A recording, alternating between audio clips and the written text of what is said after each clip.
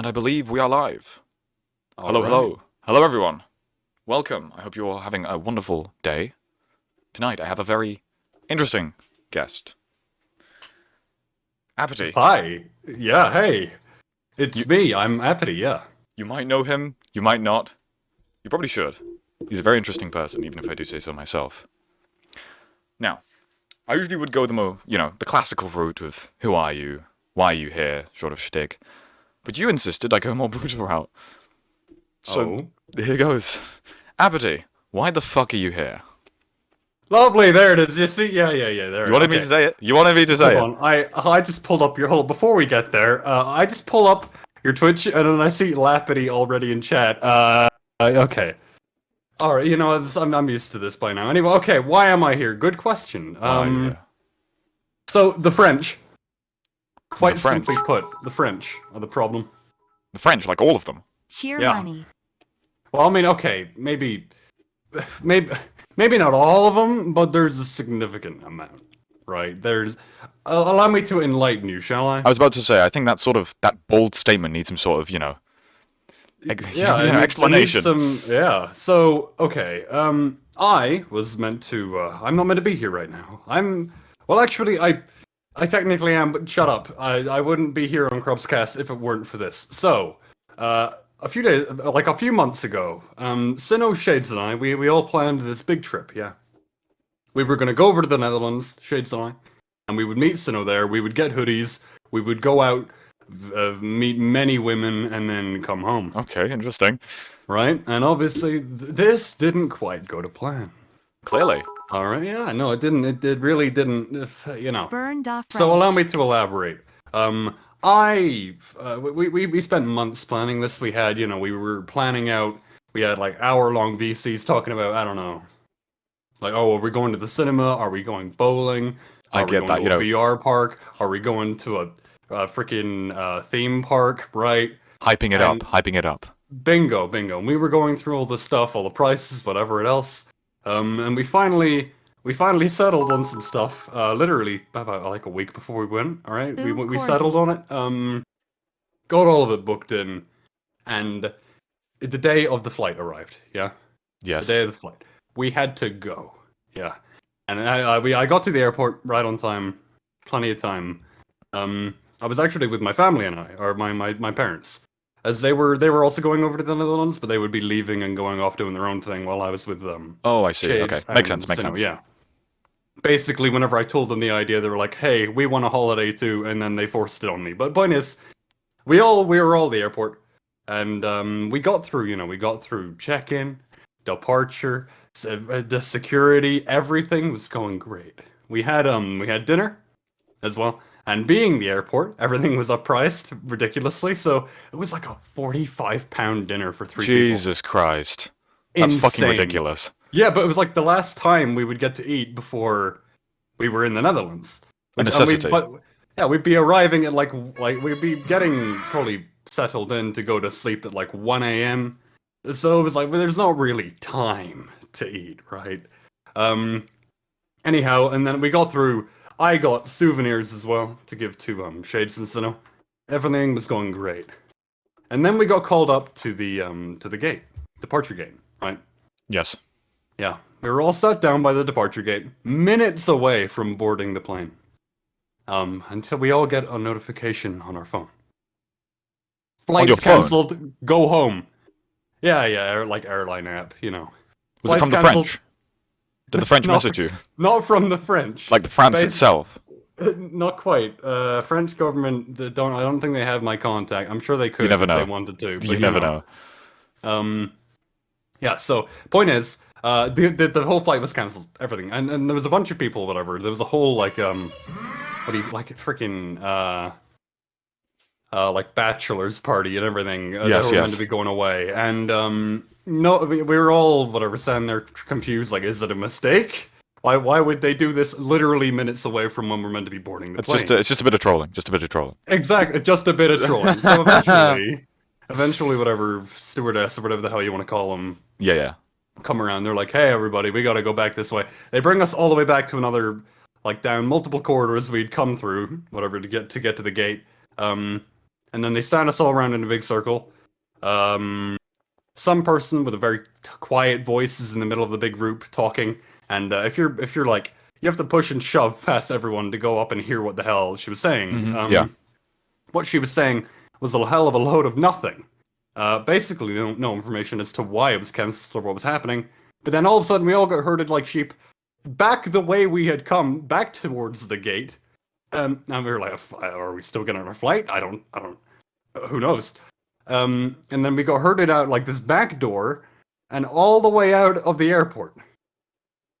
Yeah, go on. And now we're just standing outside the airport with no, like, we didn't have, I mean, luckily, like, I had called ahead and contacted some family to come pick us up, because I was like, hey, we're probably going to have to go back here. But there was a bunch of people there stood around who had taken taxis to the airport with no mode of transport all of a sudden.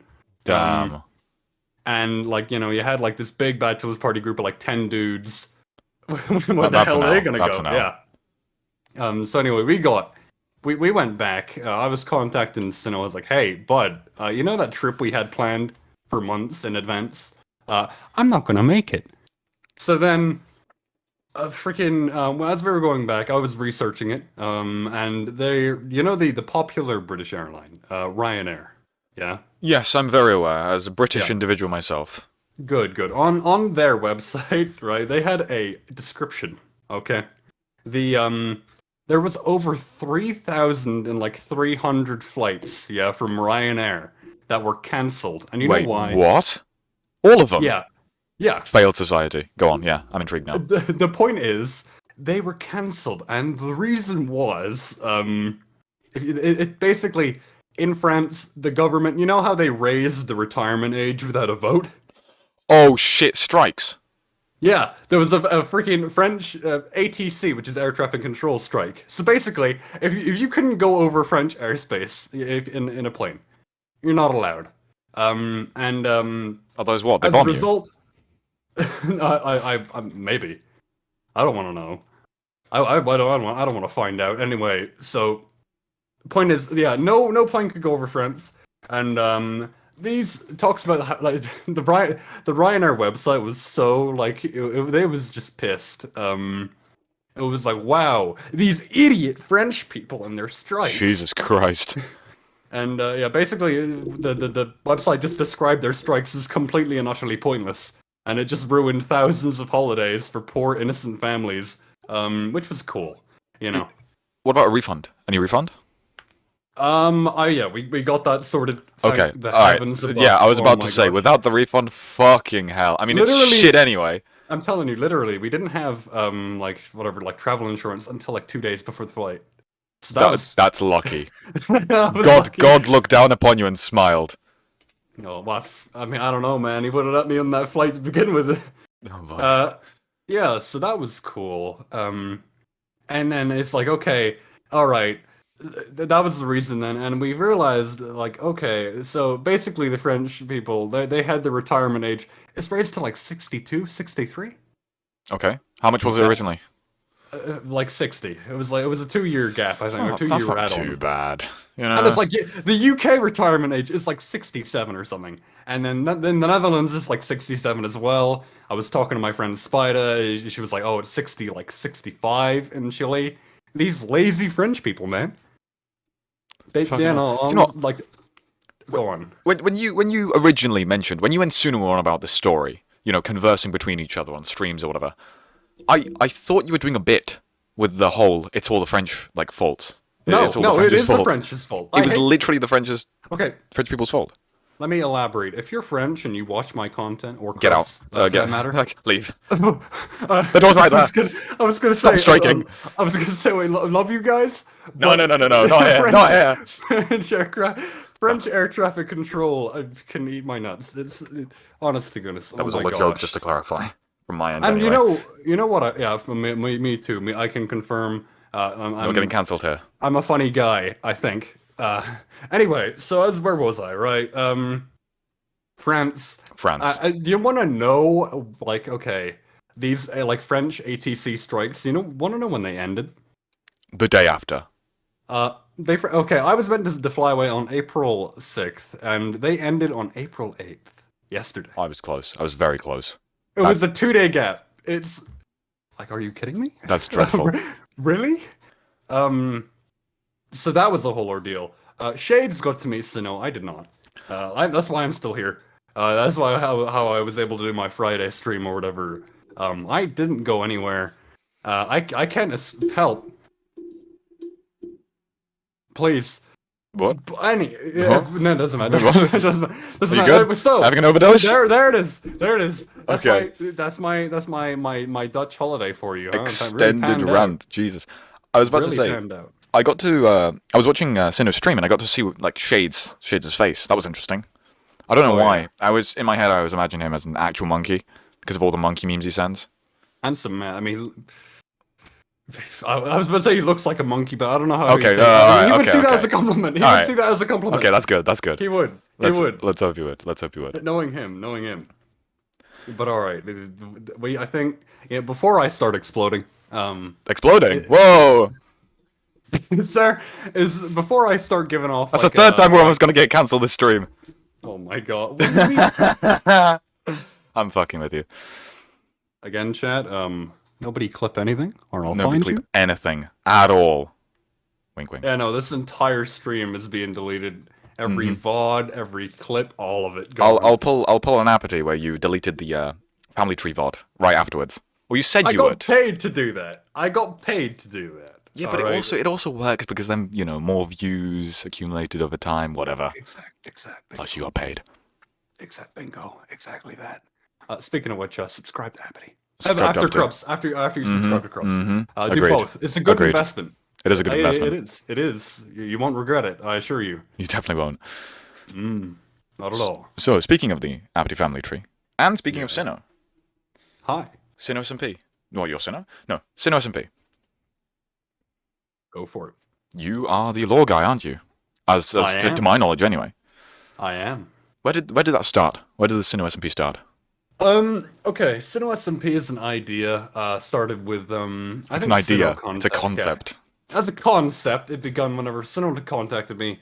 We were kind of, we were hitting it off on Twitch, right? We were developing our own community, whatever, and, people were always like, oh, I'd love to play Minecraft with you guys.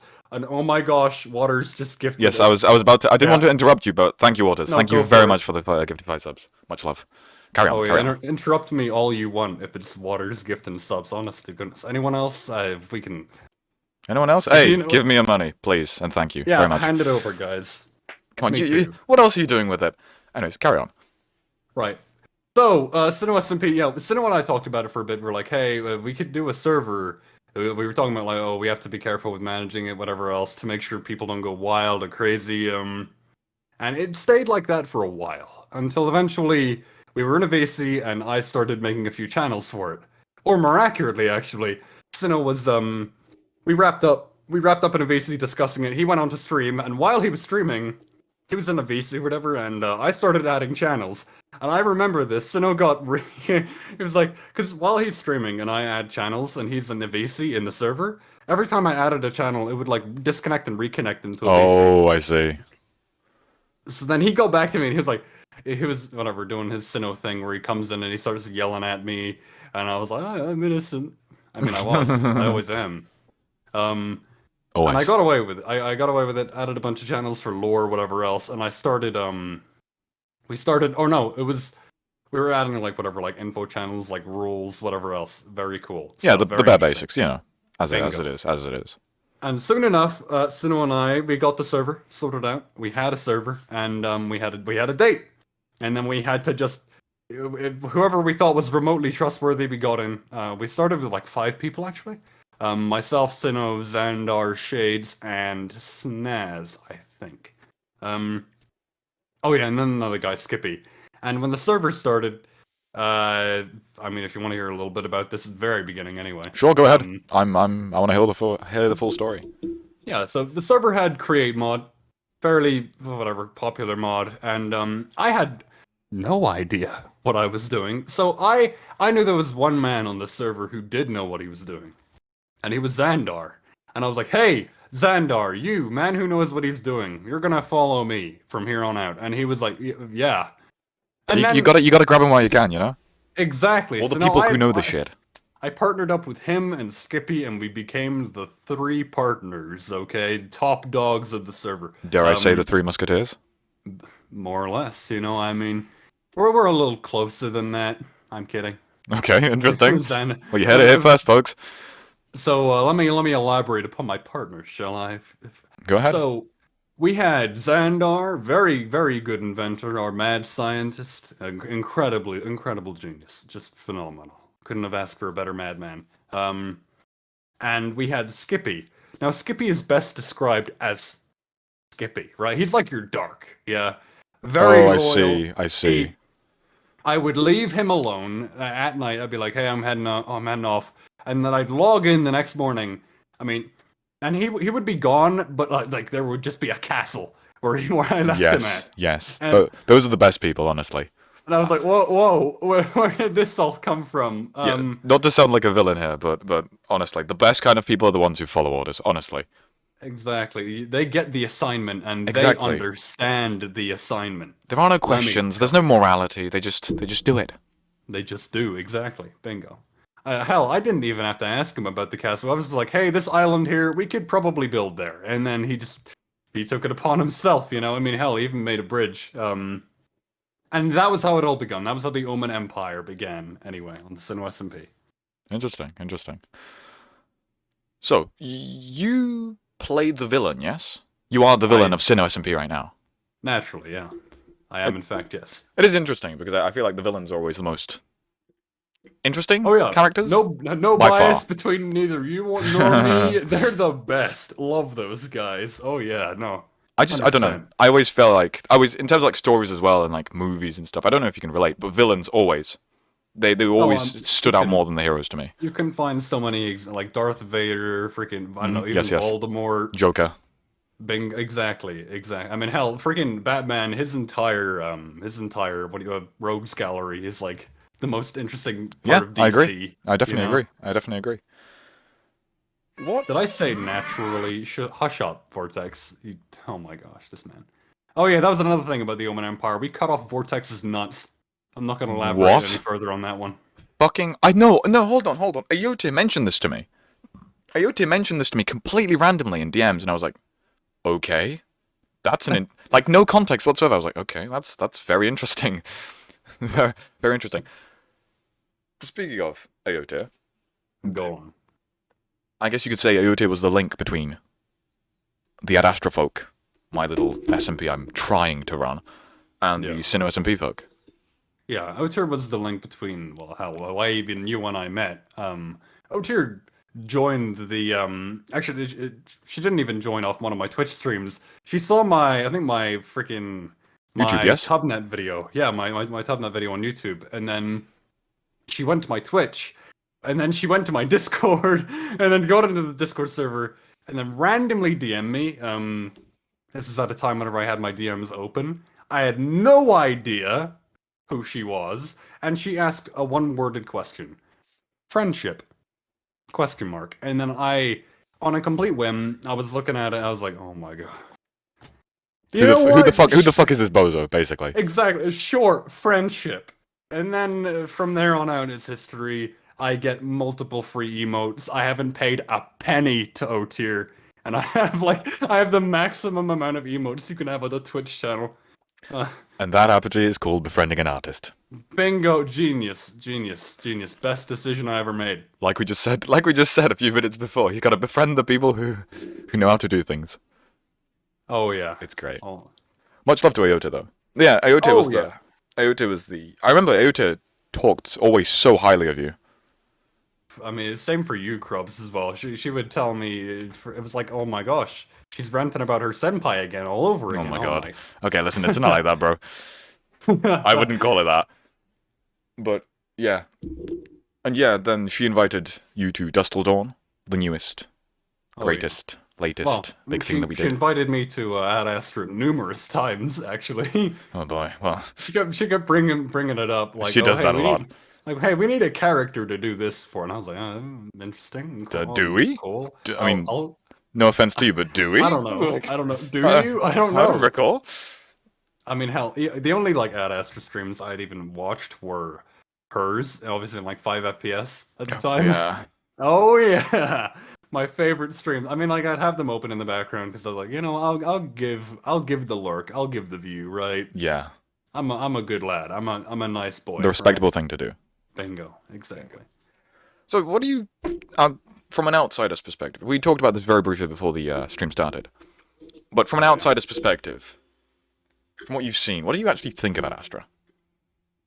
Ad Astra is, from a first glance, I looked at it and thought, mods.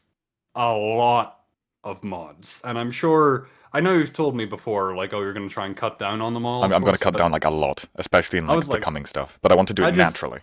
I saw it and I was like, oh my, that's a lot of content I'm looking at, especially with Otir's 5 FPS streams. It was oh my god, awfully okay, hard yeah, to tell what was I can going on.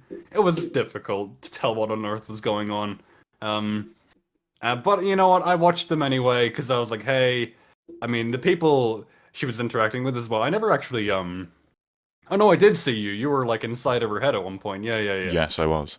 That was probably the first time I heard you, actually, I think, probably.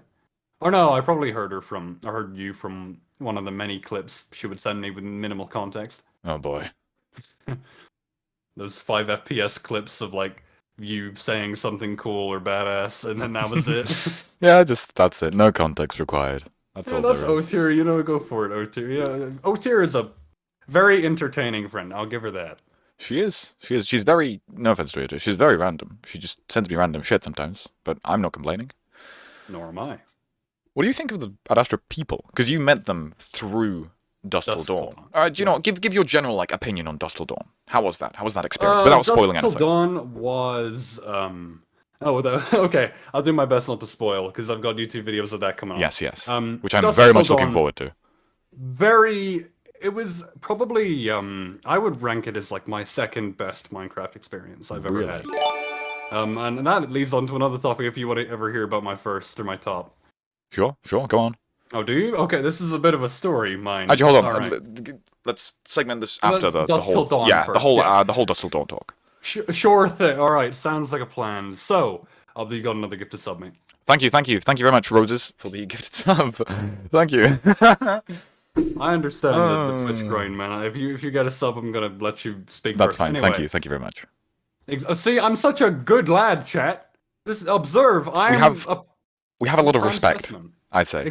Bingo. You've mentioned this before. Sometimes I always do this because I hate when. Thank you for the follow. I hate when people don't do this and it's interrupting someone else without like sort of realizing they've interrupted and then letting the other person speak. And that's something that both you and me do in the sense that if one of us is interrupting the other, we're like, oh, sorry. Krubs and I will be in like a private VC or whatever, and we'll be talking, and we'll have like we'll prompt or whatever together and say something at the same time, and then we'll both stop and we'll both say, "No, you go first." He's like, "No, you go first."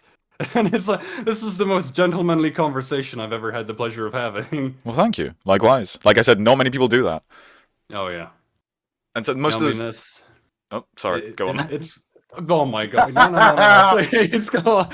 All right, okay, fine. I'll go first before we start.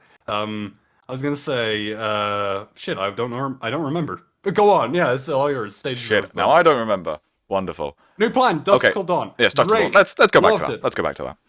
Dusk Till Dawn was a phenomenal experience. First few minutes in, I was looking around at the competition and I was like, damn, this is gonna be easy. Yeah, there's not. I'll get onto that point later, but yeah, go on. Yeah, so Sino and I, as you all know, whatever, we took off, murdered a hell of a lot of people. It was a blast. It was so much fun. Until I died. Then it sucked a lot of balls. But you know what? Until then, it was pretty good. 11 out of 10 would recommend. Good. I'm looking forward to your next event. Yeah. Yes, which will be soonish, monthish maybe, perhaps we shall see. But yes, no, I would also say that, no offense to the Astra people, there's not much competition, I suppose, if that's the right way of putting it, whilst trying to be nice. I understand that there are people of ambition, Appity, people like you and Sino, who, look at this whole thing and you're like, we're gonna own it. Yeah. Every time I think about it, I just remember the song. I can't remember who Dust Till Dawn sings it, but it's like I'm gonna win. Oh, never mind. Okay, because And every it's time just I like think of it's just the most egotistical song. It's like, oh, I'm gonna win. I'm gonna try. I'll never die kind of deal. And yes, yes, that was basically us for day one. We rolled every one of you guys. and Oh then wait, hold on. yes. That leads me on to another thought I had before I went on this cruubsCast. I was thinking, how do you get the most views for a podcast? Crubs.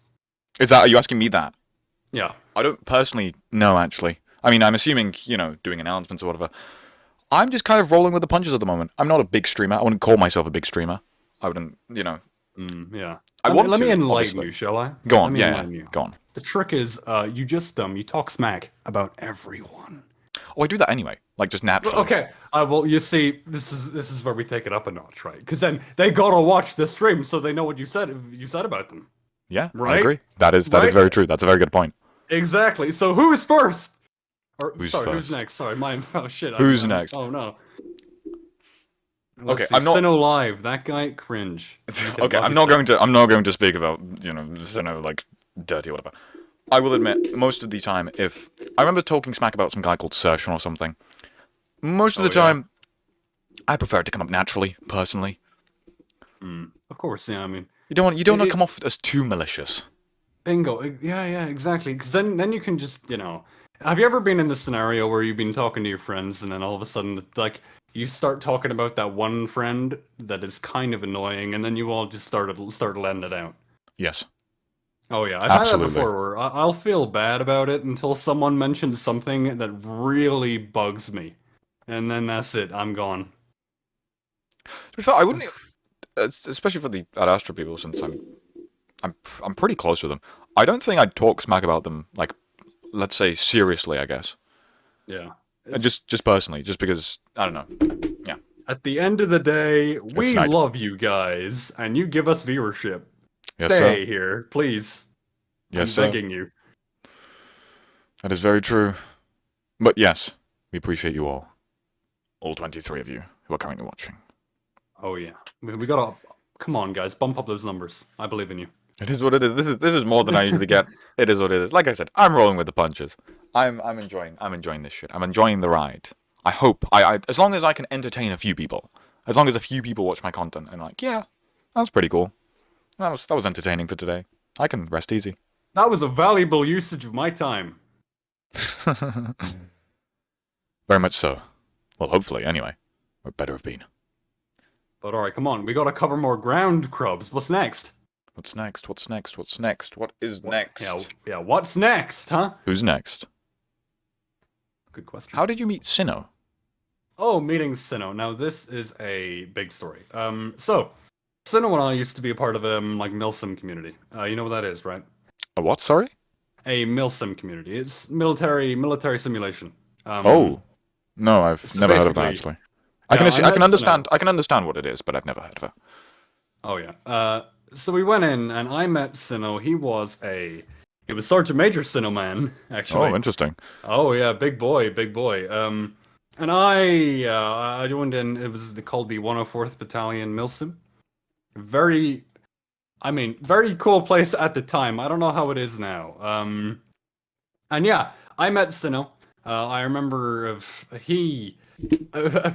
a while, right? Being a military simulation community, whatever. They take themselves. I mean, they don't Very take seriously. themselves too seriously, but they take it like, oh, you can be like whatever disciplined if you're not paying Interesting. paying attention. Very interesting. Yeah? And point is, Sinnoh being my sergeant major, he beat me up a lot of the time. He would drag me into the high command platoon VC and then pummel me for an hour and then toss me out. Well, like verbally or... Oh yeah, like... no, verbally. Okay, I was about to say, it's like, did he go to your house or some shit? Yeah, he breaks down the door. So you haven't been responding to attendance check, mother. What do you mean? Your mother is in the hospital. Get back here. So he and I, we hit it off. Like, okay, whatever. He may have beat me up a few times, but we had a good time whenever we played together. Just whatever game, like how Minecraft's prime example again. And after long enough, well, I mean, there was times whenever you drift apart. I drifted apart from him for a bit, but then it's kind of like he was the friend I always came back to over and over again, and that's how you know he was the real one. You know? Yeah, those are the real ones. Oh yeah. How long have you known him for? How long have I known him for? Good question. I think about 2.5, maybe 3 years now. That's a fair number. That's a fair number. I think it's something like that. Yeah. I would. I'm assuming he would be like the closest friend you have currently on your little online venture. Yeah. I'd have to give it to him or Shades probably. Would be Fair enough. my That number makes very ones. sense. You two. I mean, you three are the Three Musketeers after all. Oh yeah. I mean, hell, but you said it. You said it in my video, didn't you? But by the way, make sure to go watch that on YouTube. Yeah, watch that right now. You better. If Well, you no, hold on. You got to watch this right now. You can watch that right after. Yeah, no, yeah, of course. If you're not going to watch that video, that whole Dust Till Dawn video, as well as the previous one, after this stream, I have no idea what you're doing with your life. Exactly. I cannot comprehend how you can be living without that sort of content. What have you got? Like family to attend to? Sleep to get? What's wrong with you, man? Come on, guys. For real. Come on. But yeah, there it is. That's how I met Sinnoh. And then soon enough, he was Lieutenant Cinnamon, actually. Oh, Oh interesting. yeah, and I was Sergeant Appity too. Very based. And now, CP-28287. and now Sinnoh is the leader of the Netherlands, and you are the leader of Omnia Empire. Sorry, Omen. Close enough. Close. Jesus Christ. Yeah, no, it happens. It happens. I know recall. whenever- Yeah, I recall. You also was like recalling how similar it was. Yeah, I think I was so upset whenever you told me that you didn't name it Omnia. I was like, oh, come on, that would have been so cool. Yeah. No, Omnia was named. Ooh, fucking hell. Hold on. So, Ad Astra started as Cloud SMP ages ago, and Cloud SMP started basically 11 months ago. Oh, okay. So that was a while ago. It was a very different. It was, of course, started vanilla. It was very, very different. And I'm very disappointed I didn't get to stream those. I feel like my philosophy of streaming, at least Minecraft stuff, is, well, fuck it. I'm playing games. I'm wasting my life. I might as well try and pretend it's productive. Bingo. Yeah. See, this is bingo. Like I've been spending my life playing games like a casual for fun. Exactly. What kind of fool? What kind of benign Literally. idiot plays for fun? Whenever I could have people watch me for fun, right? I completely... And Mike, don't you be fucking saying bingo. Do you know what Mike does? Mike sometimes fucking boots up an Ad Astra and does lore with someone without recording it. Oh my god. What are you fucking doing? You're roleplay. You just random roleplay. At least make some content out of it. Oh, well, yeah, and then you have to explain that as well. Literally. Oh, it's so fucking stupid. On the topic of that, I suppose, do you want to continue the Cinema SMP topic then, huh? Of course, go ahead. All right. If you've got anything more to say it. Okay. When it comes to like lore stuff, yeah. Cinema SMP, there are certain stuff is like a breeze to write. As I'm sure you've had the same experience before. Some stuff is a little more difficult. It's let's What do you say mean? Give an example. prime example is Sinnoh. Sinnoh, as of right now, he's been thrown out on his rear end out of his own kingdom. Yeah, the Netherlands, right? I own that now. It's mine. Oh, Sorry. chat, hold- I am alive. I'm alive. no, it's fine. Welcome back. Welcome, very briefly. No one can understand the gibberish you were speaking anyway, so don't worry. I didn't. Um, Did I say much? Not much, really. Like one sentence. Anyway, where were we? Good. Right. So, Cinema SMP. Some stuff is significantly easier to write for than others, and Sinnoh is a prime example. Sinnoh, love that man, phenomenal, but he's not the most. Well, how do you put it? Not a lot of vigor in his acting, I understand that. Right. I very much understand that. and I mean his name is on the title of the SMP, so. Yeah, there's some expectations when it comes to Sinnoh, yeah, and trying to meet those while I'm like writing it is hard, especially whenever, like I said before, he's not got a lot of vigor in his acting. Yeah.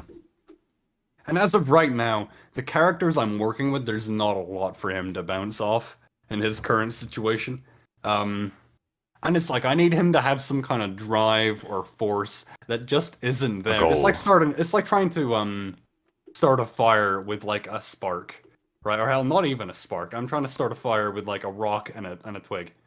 From the perspective of character development and developing characters, I completely I understand your struggle. I know exactly what you're on about. It's difficult. I am currently looking at, as we speak, I'm looking at the lore I've written out for Sinnoh so far, and I forgot I need to get back and work on that. Yeah, it's been a little bit. It's fine. It's more Sinnoh SMP lore next week or something like that. All Go right, tune in. cool. Go tune in. Yeah, yeah. Otherwise, bingo, what are you bingo, doing with yeah, your yeah. life? Exactly that. Listen, come on, guys, pick up the pace. So I'm not going to elaborate on what the Sinnoh lore is coming. I'm just going to say there will be Sinnoh lore coming. Okay? Good, good, good, good, good. I'm. No, it's fine. It's fine, Sinnoh. I understand. You've got a very valid reason for it. I'm Yeah. not dissing you. Don't worry, young man. Love that man. No homo though. Makes sense. Yeah, I don't know. In terms of lore writing for me, I'm obviously someone who does storytelling in his spare time anyway. And so I'm trying not to... How I started it off is... I think I fell into the trap of not thinking about it as Minecraft, but rather thinking about it as a full-blown story. Yeah. If that makes sense. You gotta adjust for the Yes. Minecraft aspects and other stuff as well. It's like some stuff. I mean, you can get away with a lot in like a Minecraft story. I'm aware. You can get away with a lot, but I mean, certain stuff like even going too hardcore as well for a Minecraft server. Yes, I'm is aware well of that. something you have to I'm aware keep in of that as mind. well. Yeah, whenever you're working with villains and stuff. That is true. It's rough, but you know what? Whenever it comes together, it is pretty satisfying. And with regards to the Sinnoh SMP lore, I mean, you're working with a lot more people as far as I know. I mean, maybe not. I don't know. Sorry, But, go on. Sorry, say that again. I zoned You're out completely. working in Ad Astra. You're working with a lot of people, right? Yeah, I'd say that. Yeah, you've got whatever intertwining storylines, whatever else. Yes. And I would say there's bound to be a lot of room for error, right? You were talking to me earlier about stressing out about people making mistakes and stuff. Yes. And on the Or me making mistakes as well. Oh yeah, there it is. Yeah. And on the Sinnoh SMP, we have had more or less. There's only one I can think of on the top of my head. One like blooper, and that is with regards to Sinnoh as well. We've had a lot of bloopers. I'm sure you have. I'm sure. Well, okay, thanks. I've met the personalities you've got working with you, Krubs. I'm pretty. I would consider myself to be well versed in Ad Astra folks by now. Maybe not the lore, but I know the people. Yes. They're very interesting people, I will give it to that. I will give that to them. Very, very intriguing, yeah. And so the bit that went wrong was with Sinnoh was meant to have a fight with Neon for a bit, right? And obviously he went into this fight. He went in, he had Totem of Undying, but he used his shield in his offhand, and he didn't actually use the shield in the fight at all. Oh boy. So then eventually Neon accidentally killed him. That was another annoying thing that got on my nerves too. Is Neon had a flame sword, and obviously that's kind of annoying because flames are, when you're on fire, they're in your base. You can't see I know anything. what you mean. It's a whole deal. I had to get like the vanilla plus like resource pack specifically for the fire, so the fire would be lower on my screen whenever I was burning. And then I had to yell at Neon. I was like, Neon, get a new sword, man, one without fire aspect, please. You're ruining my lore. Anyway, so Sinnoh died before he could get the totem in his hand, so he had to like bolt back and Carry on with get the back fight. up on the horse. Yeah. Oh boy. And obviously that was like, oh, that wasn't meant to happen. But yeah, good thing as well, Sinnoh. I can sing Sinnoh's praises here because he got back up on the horse and he got back up on it quick, right? He sailed back to where he died, got all of his gear and equipment, and then got right back into it. That's good.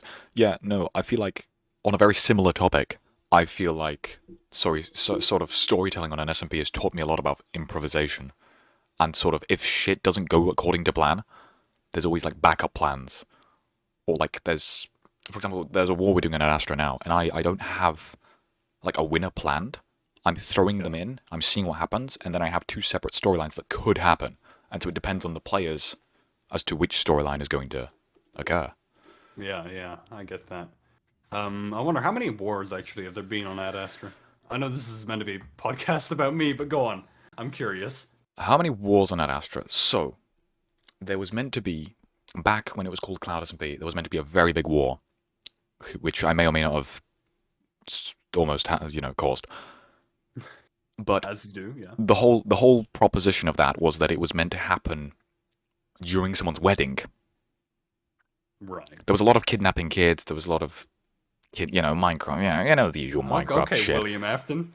No, there was a lot of that sort of shtick, and there was a lot of like kingdom dynamics and stuff. But there was meant to be a war that was meant to happen on a fucking wedding, and the person who was meant to like have the wedding was not available for like a whole month. Oh my god. And so it never fucking happened. I had it all planned down to a T, and that one thing ruined it. So Oh yeah. one That's another almost thing, war, yeah. and then Yeah, it's like you said, improvisation. Yeah, sorry to interrupt. Like hell with Cinema SMP stuff as well. I've done like a lore stream where like literally I've I've had to prepare everyone like maybe we tried to get an VC beforehand, and there was one guy who he was like, okay, he was meant to be there. He was like, okay, I could maybe make it. He was like, I'm running literally sprinting back home, and he made it like a minute on time. I know we had like I had to go in and like look for other people to replace him temporarily. Like who would like from a lore perspective work in his place just temporarily? Come on. I hate when that shit happens because it's like, what else are you doing? What? You have a life?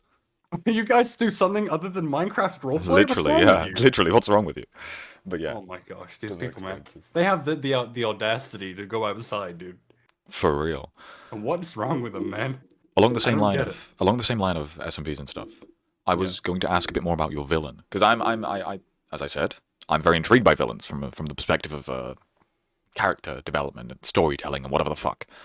What drives Appity, the villain, on Sinnoh SMP? What's his goal? What's he there? What's Well, his reason for existing?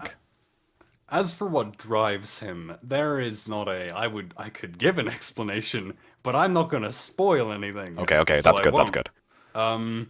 And just in terms of villainy, very how would I put this? Very fairly ruthless. There's a certain, I mean, I find it depends on who he's working with, in terms of the mercy shown, right? O-tier's the prime example. He irritates me on a daily basis, but O-tier ultimately is a very handy tool. Yes. And as a tools. result, Appity will let her slack a little bit more than everyone else because she's handy. And well, I find everyone Appity works with, of course, they sign a contract. You might know that, you might not. I did not know that. I knew the ruthless part. Trust me, I've seen a lot of clips where I'm like, oh, okay, Jesus, but no. Good. I'm glad. Yeah. So the whole basically everyone I work with, there's like you've got the three partners. I'll elaborate on the Omen Empire, shall I? Yes, please go Alright. on. Very bottom of the Omen Empire, you've got the Initiate. Okay. The Initiate becomes an Omen. The Omen's the one in like full netherite. The Initiates will have like iron armor, whatever else. And then above the Omens are like the main workforce of the Omen Empire. And above the Omens, more or less, there are haven't named the role yet, but there's like an assassin kind of role to be filled there. And then above them, there are the three partners, and the three partners are, of course, myself, Skippy, and Xandar. So you've literally created society in Minecraft. Exactly that, yeah. You have the working class, the middle class, the upper class.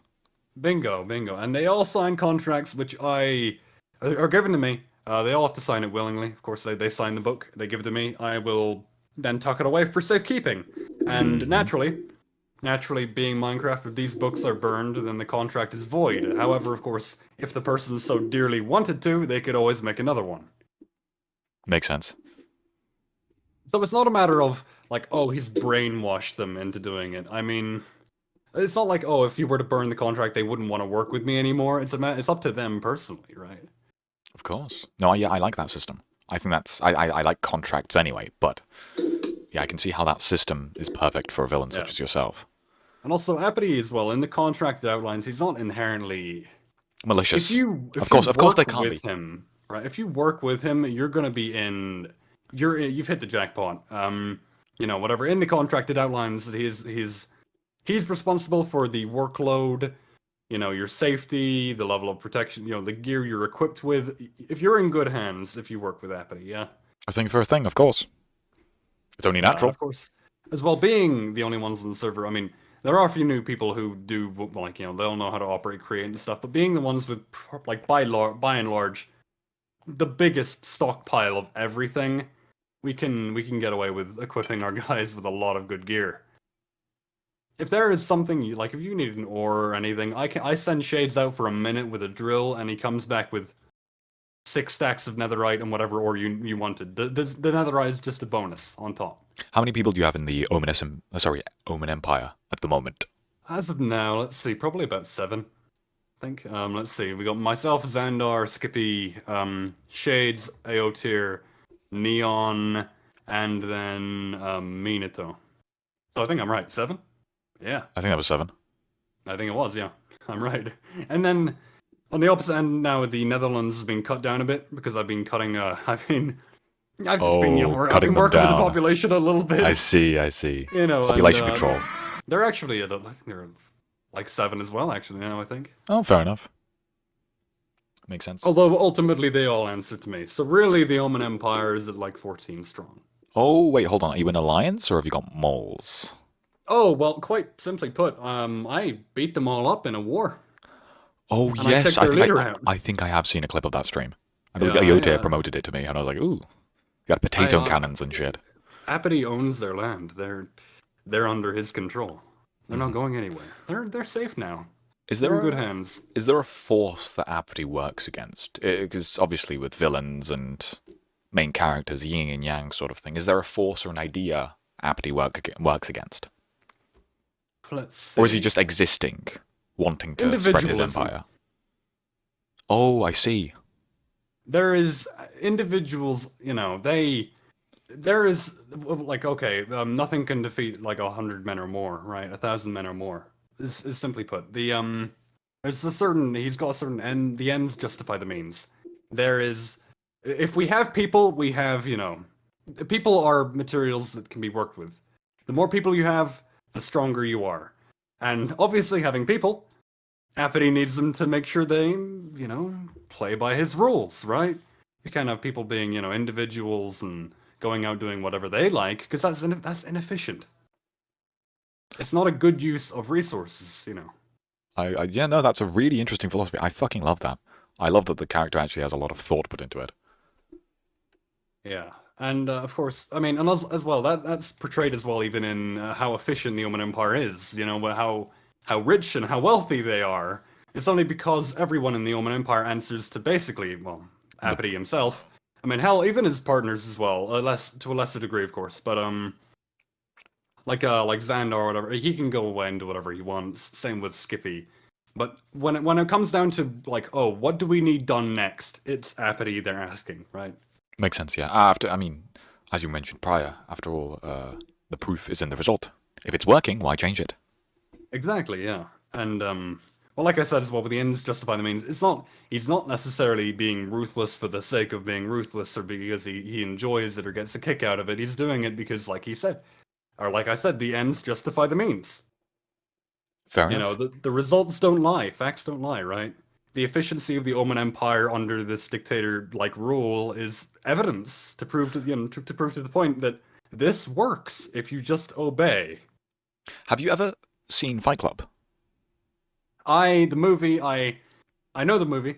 I have seen clips of the movie. I've never actually sat down and watched the whole thing myself. It's got very similar points to what you were on about, actually, in terms of individualism. And are we individuals or are we more of a collective? And it sort of presents that argument in a way, one can say. So yeah, no. The things that you were just on about, really fucking interesting. I like that a lot. I mean, you've probably seen me talking about politics and stuff and society and all that shit. So this sort of stuff is like great. Oh yeah, I'm sure it is. Yeah. As well, another point I was going to say is I have never had the pleasure of I feel like this is probably worth like just me and you discussing alone because I'm sure this is a big topic. But what Krubs wants actually on Ad Astra. What Krubs wants. I am pretty. I've said this before. I don't relate with him necessarily. Yeah. I'm sure you don't relate with Appity fully. Or maybe you do. I don't know. I quite like being an individual, actually. It's pretty cool. Yeah, fair enough. Makes sense.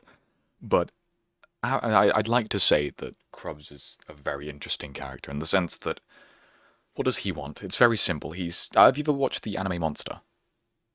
I have By any not, no. chance? Are you aware of who Johann Liebert is? I do not know. Okay, fair enough. Well, he's a character from Monster. He wasn't. I didn't have any character inspiration for creating Grubs, but if I had to sort of give something that would be similar, it'd probably be Joker from Dark Knight mixed with Johann Liebert, who's a manipulator.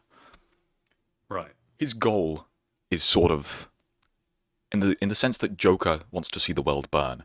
He wants to prove to everyone how meaningless existence is. He wants to prove to everyone that chaos and entropy is the only thing that will remain. That eventually the universe will die out, and eventually all the things that people build do not matter. And so he sees it as foolish for people to think that it does. Right. Very, very philosophical, actually, I think. Yeah, Right, but- especially very fitting for your character, anyway. Yeah. The twist on that is he's a complete and utter sociopath. Every Oh, you single don't say. every single piece of emotion he shows to people is fake and manufactured so that they would feel more comfortable around him. Yeah, sympathize with them. True, sympathize as well. And I completely forgot what I was about to say. Fuck. I hate when that happens. I have a train of thought and then it just leaves out the window. Oh yeah, no, it happens with me too, all the time. But yeah. Oh yeah. Sorry, go on. Go on. No, you go on first. I've nothing important to say. Go for it. Fair enough. Yeah, I think the sort of fascinating thing about Grubs is that he, not to get too nerdy, but I don't know. I have a lot of passion for the character, as I said. He understands. There's something called cognitive IQ. Not cognitive IQ. Yeah, it is. Oh no, hold on. Cognitive empathy. There we go. Cognitive empathy and emotional empathy. And emotional empathy is the ability to feel what other people are feeling. And cognitive empathy is the ability to understand what they are feeling. Krubs has no emotional empathy, but very, very high cognitive empathy. And so he knows how to pull people's, push people's buttons. And Yeah, I was going to say, yeah, he knows how to push people's buttons. He knows how to pull strings, right? he knows how to act. And so I think, on a very similar philosophical term, there was an argument made in some sort of philosophy background where it was, what is true evil?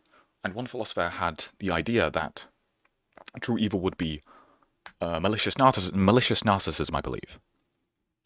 Right? Where someone who thinks it's not him against the world, but, the point stands. But then another philosopher argued that, no, true evil is compassionate narcissism. Things that pretend to feel. Things that pretend to care. Things that fit in with everything else, but in reality are very, very different. And in reality, they present themselves as happy figures that will help you, but they are narcissistic. Yeah, ultimately everything comes down to their what propels them forward in, well, I suppose I would say life, then again a lot of them really wouldn't care. What propels them in their existence? That is true. What puts them above others, right? Yes. On a very similar note, that is a quote I use a lot on Ad Astra. There are no heroes and there are no villains, only people with motivation. Yeah. So yeah, checks out to me, yeah. I'd say that's the general bare bones of Krubs. He's very much a force of nature. And I think one more thing that I really like about him is that he's not really affiliated with a group. He has a lot of people who he's obviously manipulated and who he obviously gets to do things for him in various ways, but he's a lone force. He's like the Joker in The Dark Knight. He's very much a force of nature, I think. Yeah, his own entity unto himself. He's his own faction all alone, right? Yeah, but at the same time, there's also glory in the fact that he's not a god. He's just a guy. He's just a guy who's very well spoken and knows how to manipulate people. Oh yeah, very grounded, right? Yes, He's not like yes.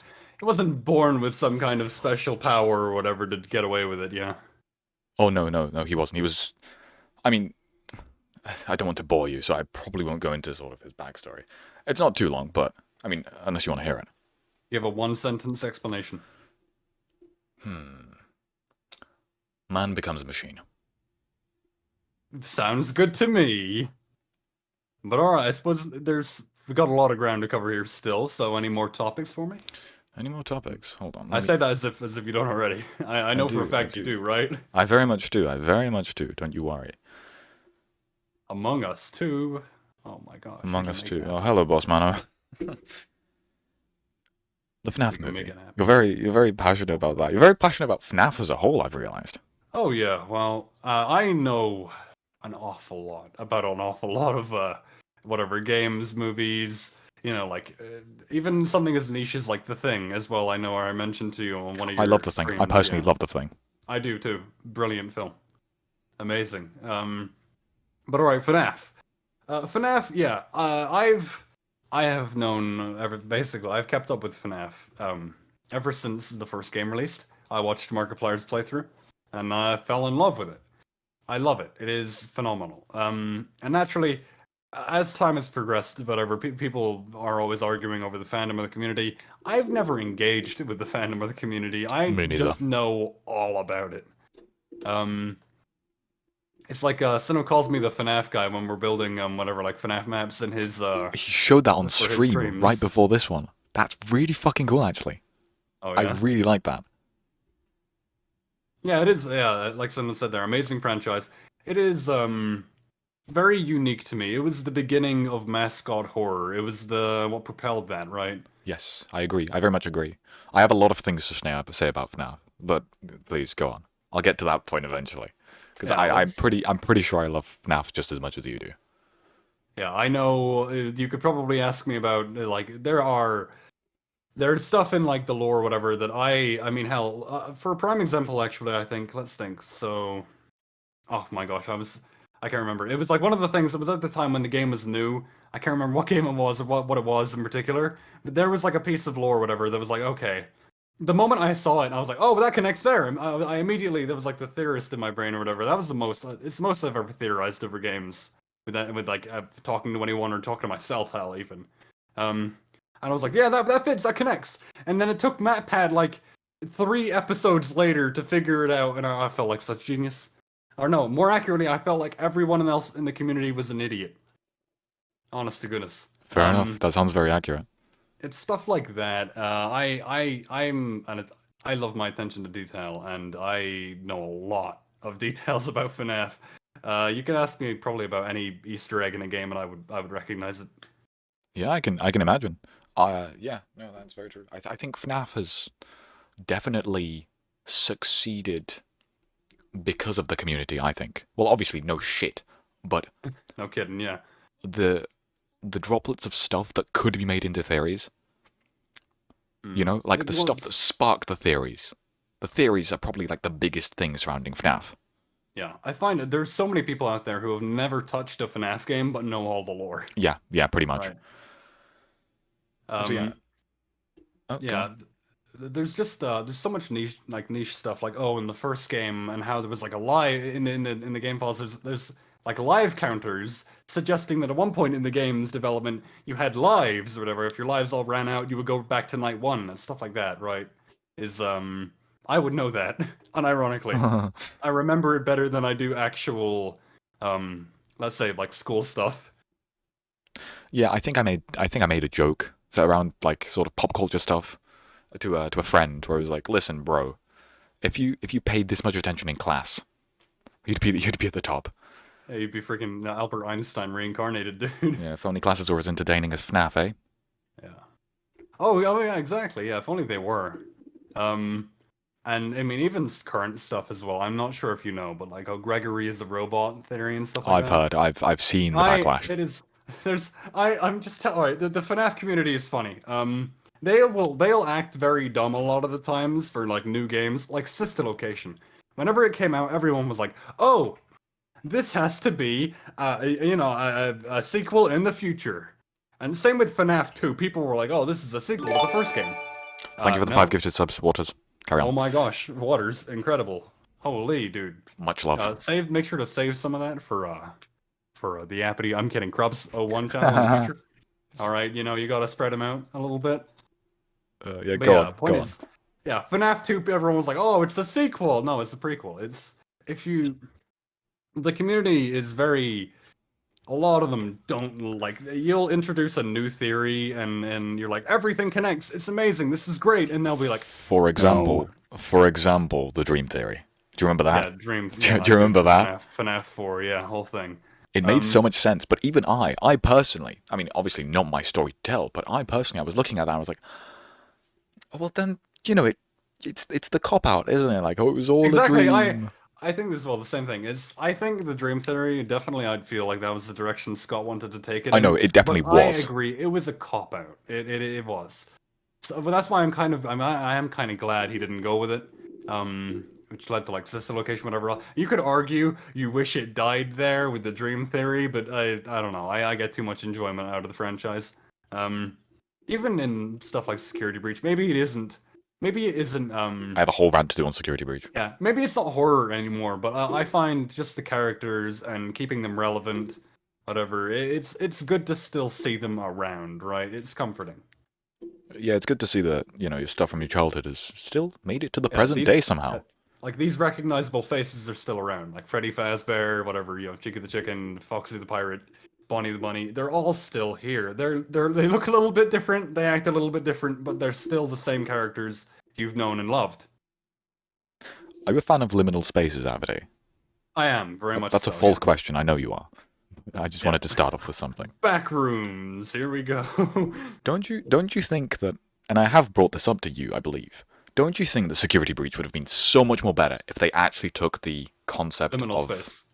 a abandoned mall and just ran with it? Yeah, we'll put it here, right? You've got neon lights, you've got a big mall where hundreds of people should be, and no one Literally, is yeah. there. You've got uncanny animatronic robots. You could, I mean, well, not uncanny whenever the game released. I feel like I would be more comfortable around the Security Breach robots than I would like actual human beings. Yeah, I know. I fucking hate that. Why do you like the thing with Roxanne crying? Why are Yeah, they? it's like Roxanne isn't. There's no one watching. There's no reason for this. She's on her own in her room. Why are they? Who in Fazbear Entertainment were like, yeah, let's give these fucking animatronics Let's program it with the ability to human cry. emotions. Yeah. That takes me out of it. I loved FNAF 1 especially because of the fact of how grounded it was. It was a very dark concept. It took the Chuck E. Cheese sort of creepy animatronics thing and just ran with it. It was a very dark and grounded concept. A man murdered like what was it, 5 children? Like that's pretty grounded, and he stuffed them into these animatronics, which on a base level is, in my opinion, at least when I was a child, it's horrifying. Yeah. And then to see that the franchise has gone into like a game that not only looks like Fortnite but isn't scary at all. The animatronics act like humans. The jump scares are shit. Again, sorry to anyone who enjoys Security Breach, but you're wrong. No, I'm joking. But And there's another point as well from Dark as well about the cartoon style. The cartoon style threw me Yeah, the so Fortnite, off. I yeah. was like, I had imagined this series being very realistic looking from all the way from the beginning, right? Everything you see looks realistic. The animatronics, I mean, I get it. Maybe the endoskeletons are not very. It's not like a directly realistic to like real life, but whatever. If you take the leap and you imagine, like, okay, these animatronics, that's plausible. I can believe that. Then all of a sudden, you've got a very realistic environment. You've got very realistic looking animatronics. You've got very realistic, freaking, I don't know, just everything. The whole style has remained consistent through from FNAF 1 to FNAF 5. I think Pizzeria Simulator kind of took it in a bit of a more cartoonish direction. yes, but say. I feel like that was, I feel like that's sort of fine simply because of the it was meant to sort of parody the actual tycoon simulator games. Yeah. It was meant to parody the games. Bar one concern, Scraptrap's design. Oh yeah, that was fucking awful. That's And like, dog okay, shit. just the designs of the animatronics in the 6th game. Like, okay, Circus Baby, all of a sudden, she has new hair, she has roller skates, she's got like a robot claw arm. It's a leap, right? Yeah, I Scott was think on something, man. Yeah, Scott was on something when he was designing those characters in particular.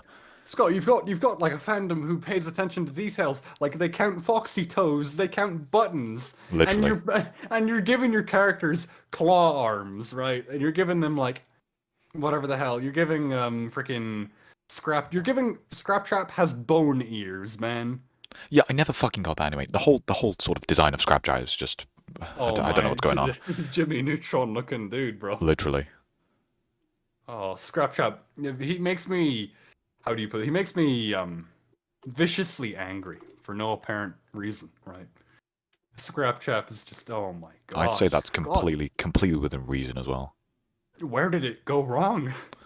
What happened, man? How do you take like how do you take Springtrap? Perfect design. Absolutely perfect It's a design. perfect, incredible design. I even think, with regards to stuff like, I get it right. If you look at his skull, not very realistic looking, but then it's like, it's sort of because it's so hidden in behind the mask and everything. What you don't see is a lot more impactful than what you do see. There's a prime example of that is in like it's in a FNAF like fan made VHS where you've got like whatever you've got Freddy sat on a workbench and you're I taking love him that. I love that a one. piece and you I take off his love. torso Yeah. and there's a big black sensor bar and then there's hints of blood and stuff. It's what you don't see is a lot more impactful because your mind fills in the blanks. Oh yeah, of You see course. I agree. big black sensor bar over the torso of an animatronic, that's a child in there. We don't need to see it. Same with even humans in the series. Like sister location, we see like the technicians who are hung. Yeah, we see like you turn on the show stage We lights don't see and any details. It's just you see silhouettes. shadows. Yeah, just silhouettes or shadows. And it's like that's real spooky. You never see the human beings themselves. Even Michael Afton himself, you see like his reflection in the mirror. That's it. Wait, hold on. Wasn't his reflection taken from like Rick Rick Astley's Astley. silhouette? Oh my god. Yeah. Oh, handsome man. Oh my gosh. Hot damn. Oh, For real. FNAF 4. FNAF 4, people, I don't know, a lot of people hate the game. I don't get why. I don't I don't understand. mind it. I think it's a good game, standalone. I think they hate it because of how hard it is. Yeah, FNAF 4 is difficult, but I find for good reason, right? And I find, like, people who argue, like, oh, the designs aren't very cool, whatever. These designs aren't meant to be seen in like, the bright lights of the extras menu. They're meant to be seen, like, a glimpse in the dark, right? You Yeah. know, they're there and they're gone, kind of deal. And especially with the mechanics, like listening for the breathing, you're listening in for such a small sound, and if you make a mistake, you're met with the big, loud jump scare roar, right?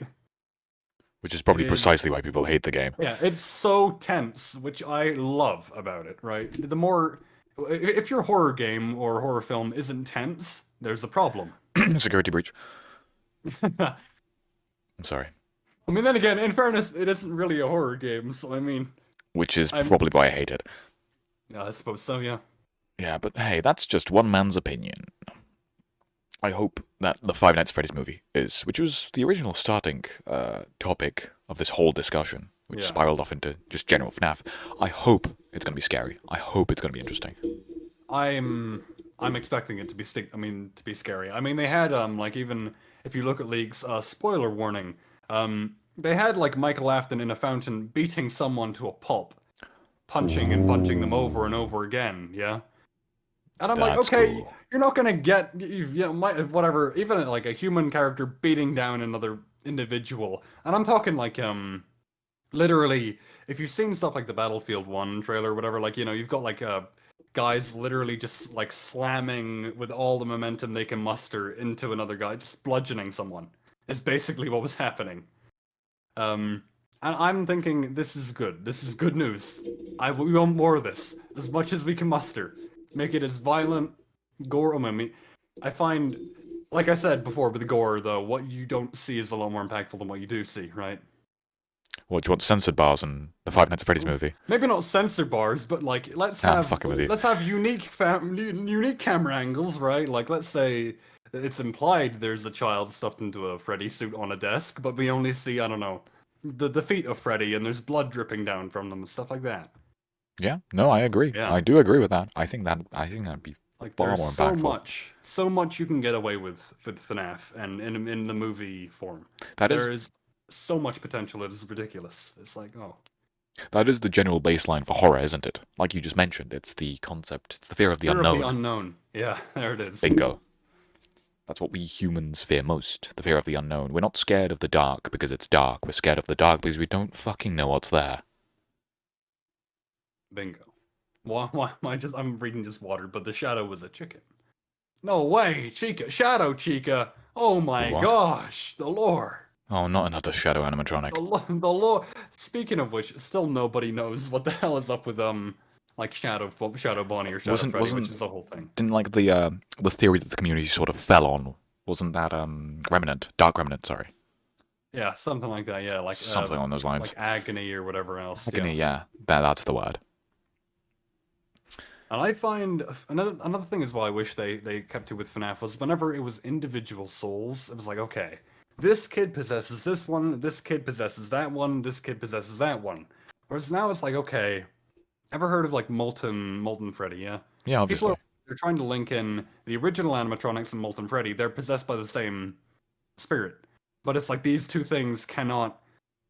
Yeah, basically they're introducing like soul splitting, which is okay. Part of my soul is inhabiting this thing, and part of my soul inhabits that thing. Like the Golden Freddy stuff in the books.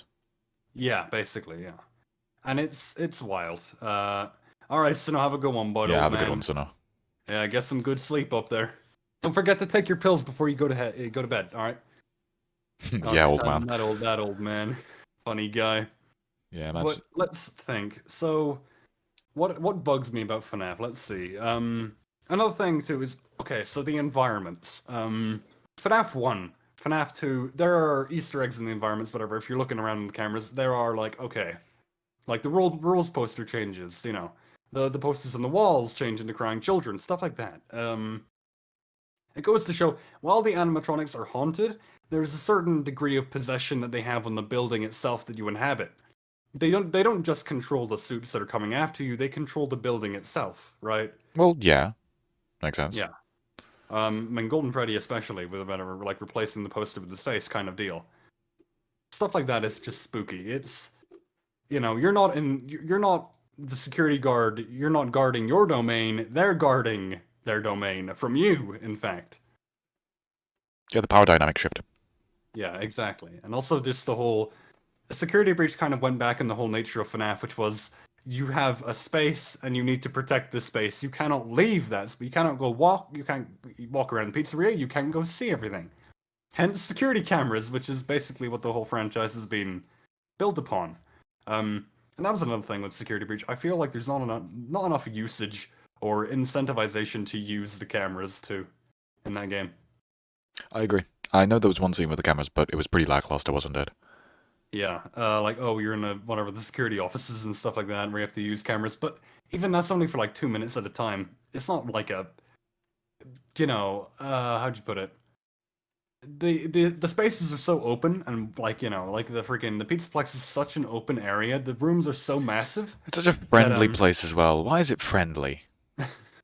Oh yeah, I mean, I one thing I will give them credit for, they kept and they maintained the Fazbear Entertainment, like, shebang, as in Fazbear Entertainment being like, oh, we're not responsible for damage or death to your, you know, to you and your property, yeah. Sort of capitalist. Exactly, yeah. Stuff. Although I loved a detail I never actually knew about FNAF 1 until like way later down the line. Was in the FNAF 1 phone call, whenever like phone guy starts talking about like, oh, it's just I have to read this out, it's a business thing, whatever. You know, and he starts ranting about, oh, this is a place where fantasy and fun come to life.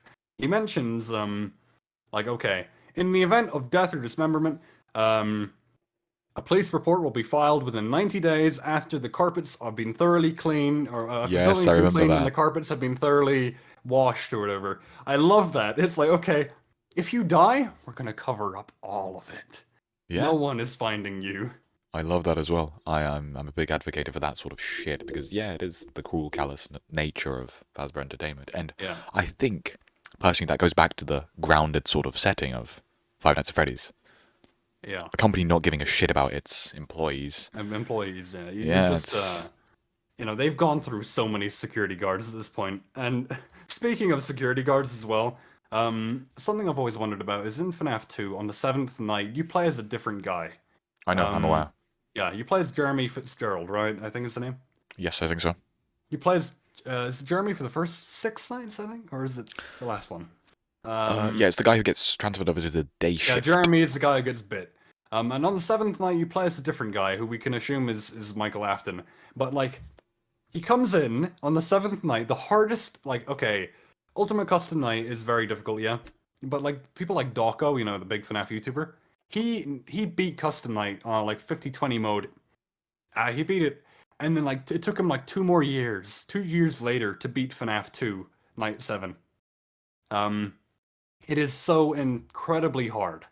And basically, this guy, right, comes in on the 7th night, canonically, has no prior experience to this job, and he aces it, and then he He's leaves. built different. He's literally just built different. He just comes in, 7th night, Sigma male. gone, and then disappears into the abyss. And it's like, okay. Damn, man, we playing as a champ, hot damn. But yeah, that would go to show, I guess, Michael Afton is kind of a champ, really. Cream of the crop. Well, he did also kind of cheat death, much like his father. He did. I mean, he really walked into that one insisted location. Yeah. Of his own free will, really. There's, I find it ironic as well. Like, okay, if William really wanted to achieve, like, if he really wanted to achieve, like, how'd you put it? Immortality. Immortality, yes. He could have just thrown himself in front of the scooper, but then instead he goes over and he winds up getting spring locks, which I can imagine is a lot worse. I think that's also where it gets a bit shoddy on the part of Scott Cawthon, where it's, it's a, I would call it a coherent storyline, but there is a storyline. But I don't think, I mean, he said it himself, this wasn't planned out. It's kind of rolling with the punches, and so some stuff, like, doesn't make sense with, like, I don't think that William was, though I don't think the original concept, obviously, was William experimenting with immortality. Yeah. I think that was later added on. Scott Cawthon, he said he's done one retcon in his entire franchise. Okay, then. Yeah. Interesting. One retcon. Which was? And I think, we don't know what it is, but I would assume, right, in FNAF 1... Dream Theory. Either Dream Theory or I can't remember whenever he said this, but I was thinking maybe FNAF 1 Night 7, if you enter in 1987 into the Golden Freddy jump scare. Yeah, the Golden Freddy jump scare. Who we assume didn't do the bite of 87 but 83, right? Pretty confident that he didn't do 87. Yeah, that is two fair bites as well. in a row. That is another thing. I'm going. Sorry, first. I was going to say, I think Scott might have retconned a few more things, but I think he was more pointing toward a major retcon. Major retcons. Yeah. Like the stuff that Probably really Dream fucking Theory, matters. Yeah, so probably Yeah. Dream Theory. Yeah, and on the subject of Golden Freddy and the Bite of 83 or whatever, like, the people are always arguing over the design of Fredbear. Like, Really? there's a Fredbear, I've not seen that at all. there's a Fredbear jump scare in Ultimate Custom Night.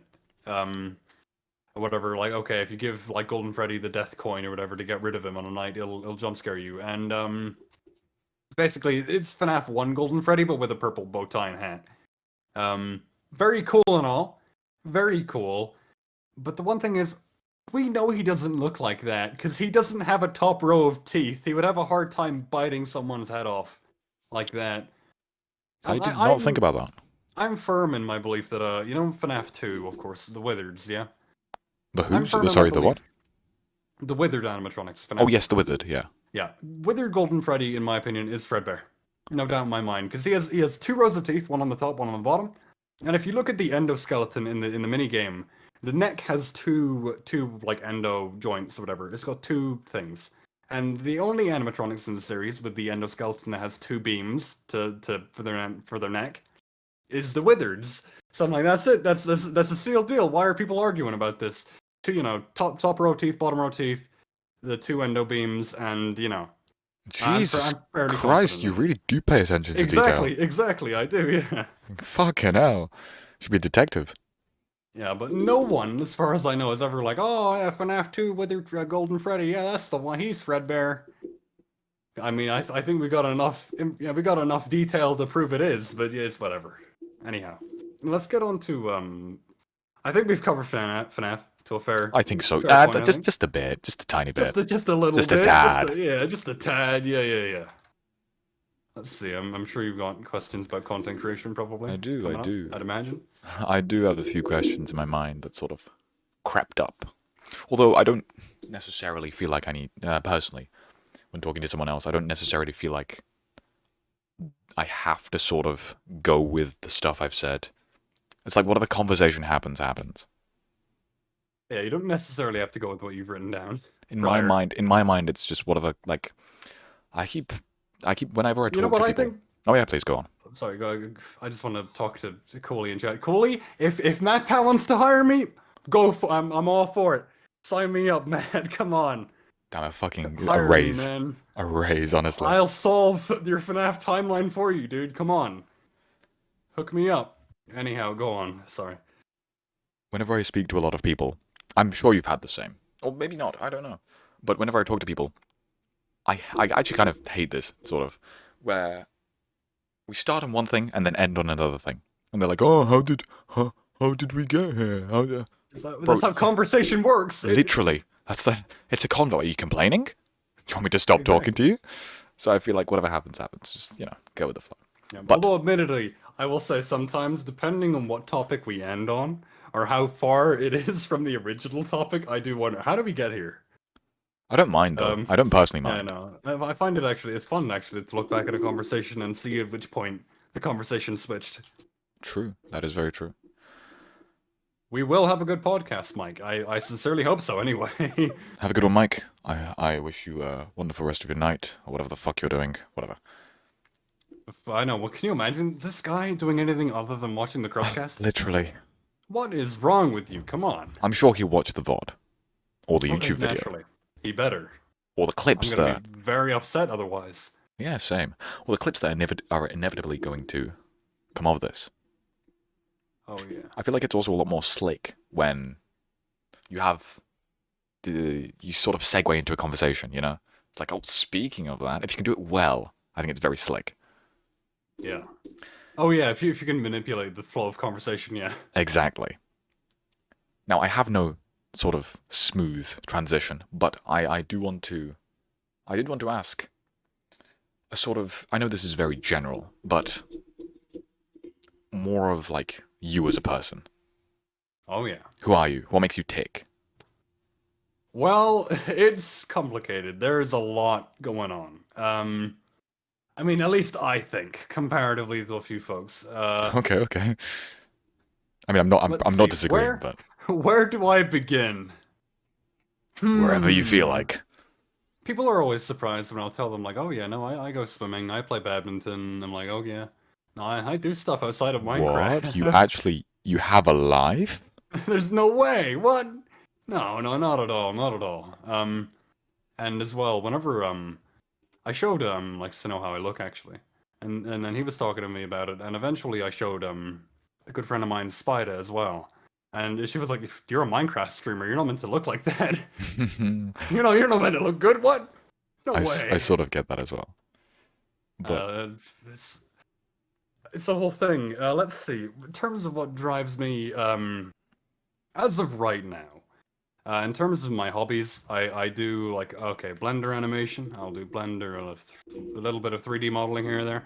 I do a bit of art on a tablet, and then I stream, I video edit, Really? I work on my YouTube. No way, man. Yeah, I do. I manage a Discord server, of course, naturally. Play Minecraft in my spare time. Let's see, what else do I do? Oh yeah, I write, of course, CinemaSMP lore. I make bets with O-tier and then win and get free emotes. I should start doing that. Yeah, you should. It really pans out for me. Like, honest to goodness. Hot damn. And then let's see. I would say actually that is pretty much almost it. I think. Something like that. Yeah, I do a lot in my free time. I don't try to laze around.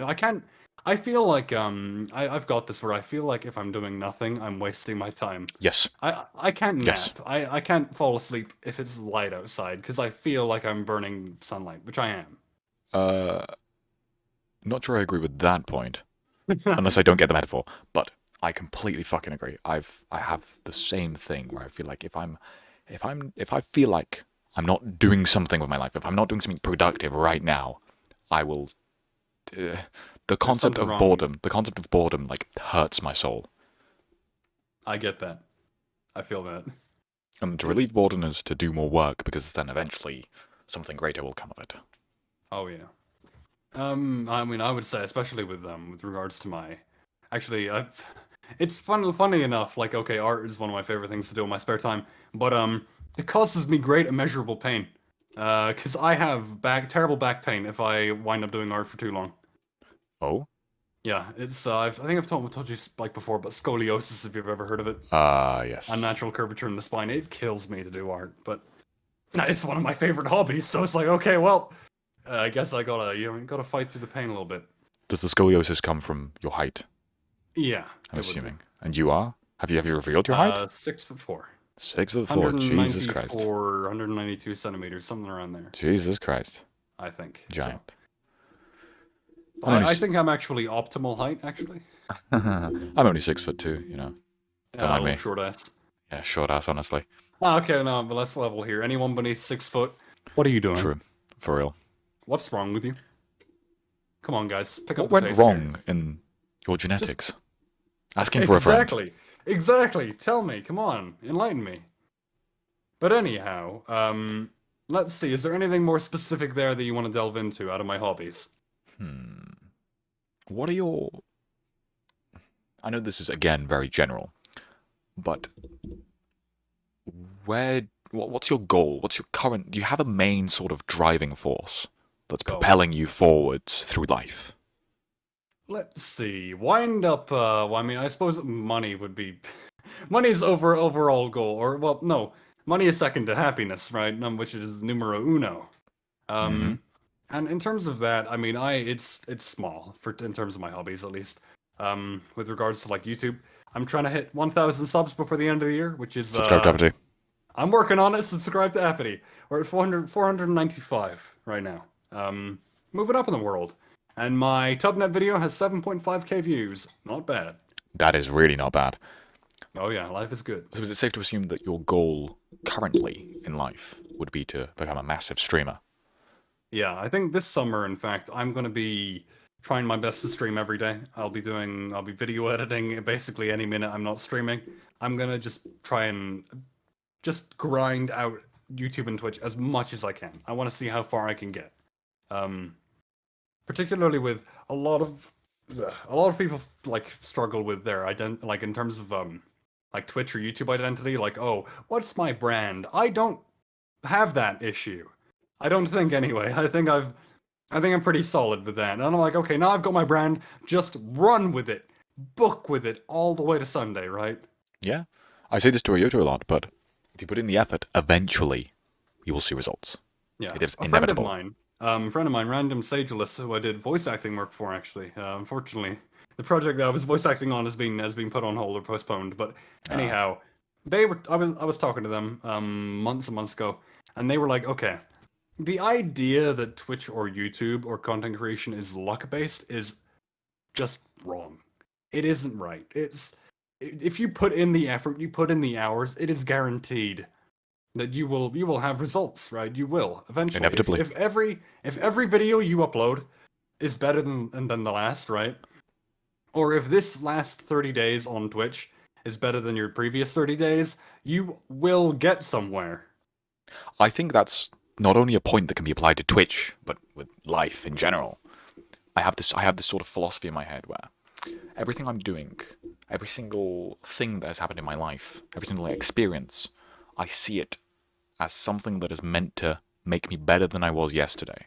If I am living a life, if I go over to tomorrow and feel like I haven't improved from who I was yesterday, I don't feel content with myself. Yeah, there's a problem, yeah. Oh, hold on. 1 second. And Appity just got raided. He got swatted live on cruubsCast. Interesting podcast. No, okay. And I have returned, so sorry, I had an alarm go You off. fought Anyway, off you fought off the SWAT team with your bare hands. Exactly. All 23 of them. They're all gone. They're all decimated. We won't be hearing from them again. Don't worry. But anyhow, where was I? Right. So YouTube content. I've had days where I will have uploaded a YouTube video, and I will feel discontented. I can always tell whenever I've one-upped myself or not, because I will feel bad about what I've uploaded. I'll be like, okay, that's not better than my last video. Garbage. I hate myself. There's always that thought in your head that says you have to be better. Exactly. Perfectionist. there's the pressing force that every video I have to upload has to be better edited, has to be a higher quality, has to be whatever else. And it was only actually recently that I managed to I've actually, because I've got better internet, I can afford to actually like export my videos in like 60 FPS, 1080p, which has Always good been to great. hear. Finally, hot damn. And I'm sure the views have paid off. Wait, hold on, Coley. Dol, do you have to get Dobby to clean up more? No, no, no, no, no, no, no, no, no. Dobby doesn't work for me anymore. Who the Okay. fuck is Dobby? Dobby was a running joke for my Twitch. He was a guy called Dobby. He was my house elf. He did my dishes all the time. Your dishes? Yeah, Well, like and then he in slept game? in the cupboard. No, just my dishes. Oh. How much does it cost and where can I buy one? Free, Free. completely. For free. Yeah, I mean, that's in the Appy family tree. You see, his parents, they served my parents, and so on. Oh, I For see. hundreds of generations. I gave him up though, because people were very unhappy. I don't know why people were unhappy. He wanted to work for me for free, and he didn't want food or water. He wasn't asking for it. So I mean, come on, can you really blame me, right? Can you? Are we going back to that sort of point where befriend people who do good things for you? I suppose so. But anyway, so let's see. Oh, hold on. I just pulled up my YouTube channel and my channel trailer started playing. No, hush up, Appity, not your turn. I mean, it is, but I mean, shush. yeah, it technically is. Oh yeah, and okay, let's see. YouTube Shorts is another topic as well I can touch on. Sure. I've said it before, YouTube Shorts, I feel, are the biggest scam ever. I will spend 2 minutes editing a YouTube short for like 6.5k views, when I will spend 8 hours editing an actual video for like 300 views. I get it. 300 views isn't bad. I like it. It's good. It's cool. Whatever. It's viewership, but still, it hurts me a lot. It's painful. Yeah, I can definitely understand why. Oh yeah, and as well, I've noticed. Oh my gosh, I did like a YouTube short, and I made a accidental misspell in one of them, but it was like, okay, it's already got like 7k views, so I can't take it down now or fix it. It was just whatever. Yeah, it is what it is. But yeah, that even just one misspell, I feel like, oh no, quality control. I've done a terrible thing. This is irreplaceable. Yeah, I've heard a lot of people's opinions on that sort of perfectionist mindset, which, from the sounds of it, you very much are. But yeah, likewise, I feel like with the whole philosophy of being better than you were. So I've heard many different opinions on it, where some people say it's very destructive, but I don't personally think that. I personally think that the sort of discontent is something that you should have. You should never be. You should never, well, how do you put it? You should never be, I mean, Complacent. there's a certain point.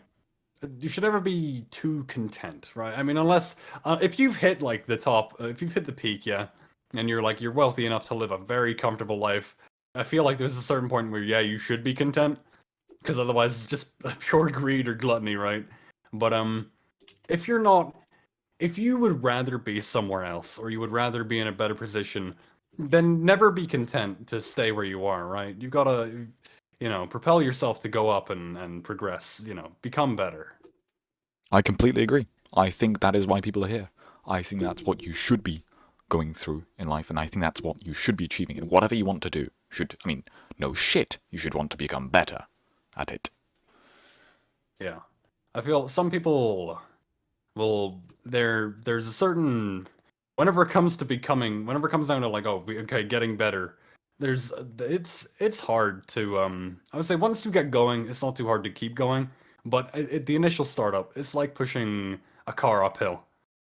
It's tough. I personally learning to get out of bed more. I personally think the whole journey is tough. And I think that's also what kind of gives it meaning. Because let's say you were born rich, or as an example, money. Let's say you were born rich. You never had to work for that money. You never knew what it was like to be without that money.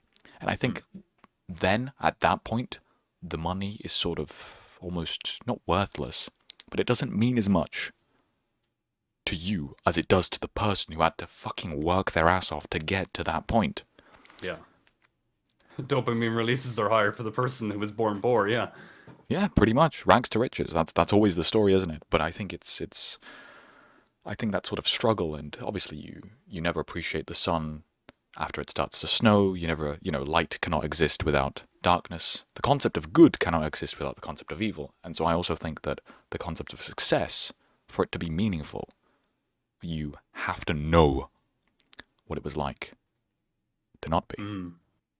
Yeah, I see water just come up in your chat there. See, that's exactly how I feel like I never really had to work for any real money.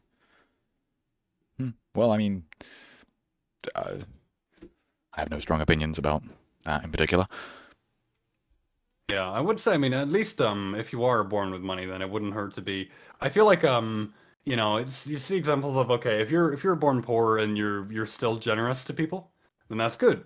And if you're born rich and you give out a lot of wealth, then you're still like, you might be giving out more from a purely technical standpoint, but if what you're giving out doesn't mean as much to you as the poor person giving out the small amount, then it's not the same. I mean, if you're, how would you put it? It's can't come up with the words for it, but give me the general idea. The more it means to you, whatever you're giving away, the better, right? And if you might be giving out £5,000, but if it means the same to you as like £500 would mean to someone else, then you're being equally as humble as that, or no, you're being equally as generous as the person who's giving only 500. You're still. That's why I suppose if you're wealthy, you have to be prepared to give out a little more to match in humility, right? I mean, personally, I don't think. I mean, personally, if it's your money, it's your money. I know, exactly. Do whatever at the end of the day, exactly that. Yeah. If you work for the money, if you didn't work for the money, it's still yours. I mean, it can work with like money, or it doesn't necessarily have to be money. Yes, of course. This is a metaphor. This is a general contextualization of what we're talking about. Yeah. Yes. Yeah, it's interesting. Anyhow, how did we get here again? Oh no, please.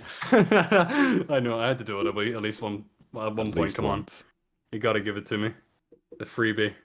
What would you do right now if, let's say, you woke up tomorrow and inevitably Appity soars to, like, I don't know, some absurd number, 1 million subscribers? And you basically get rich overnight. Yeah. What would you change anything? What would you do? Well, I mean, first thought I would think would be, oh, there's more incentive for me to make content now because all these people are expecting it. True. I mean, that would be a driving. Oh my gosh, if 1 million subs overnight, I would pummel content at my YouTube channel. Really? Damn. Yeah, I know. I would throw in all the hours, all my spare time. Okay, that's good. If you get an opportunity, you gotta capitalize on it. 101, right? That's good because it means it means that actually the first point you originally made about money, I'd say because of the answer you just gave, that would imply that content creation is more of a passion as opposed to the money you get. Because let's say you've already reached the peak, you've already got the money, but you still want to create content because it's something you're passionate about. I think that's the point. I think that's the perfect sort of passion you should have. Yeah, if you're someone who were to achieve all that kind of fame and money or whatever, and then feel like giving up, it's kind of, I mean, or how would you put it? Like, quitting while you're ahead? I don't know. I'm not a fan of that. I feel like, if you've got that opportunity, grasp it with both hands and send it flying, right? You can freaking just, I would put in maximum effort. It would be non-stop. I'm sure I'd probably have to get yelled at to go to bed, actually. I think, hell, even same for my Twitch as well. If I were to get like 1 million followers, you bet your ass I'll be streaming as much as I can every day. Although, with Twitch as well, I find eventually, or even, well, hell, with video editing, I feel eventually I would probably come to a point where I felt like it might become, how would you put it? I might feel stale, as in I might get to a point where I feel like I can't do any better, or I feel like, because as of right now, I've got a long road ahead of me. There's a lot of room for improvement, but eventually, if I were to keep this up for long enough, I feel like I might hit a wall. I might feel like, okay, none of my new content is better than my last, right? So what's the point? Yeah, But true. even then, That is what most, not most millionaires, but that's what most people at the very top suffer from.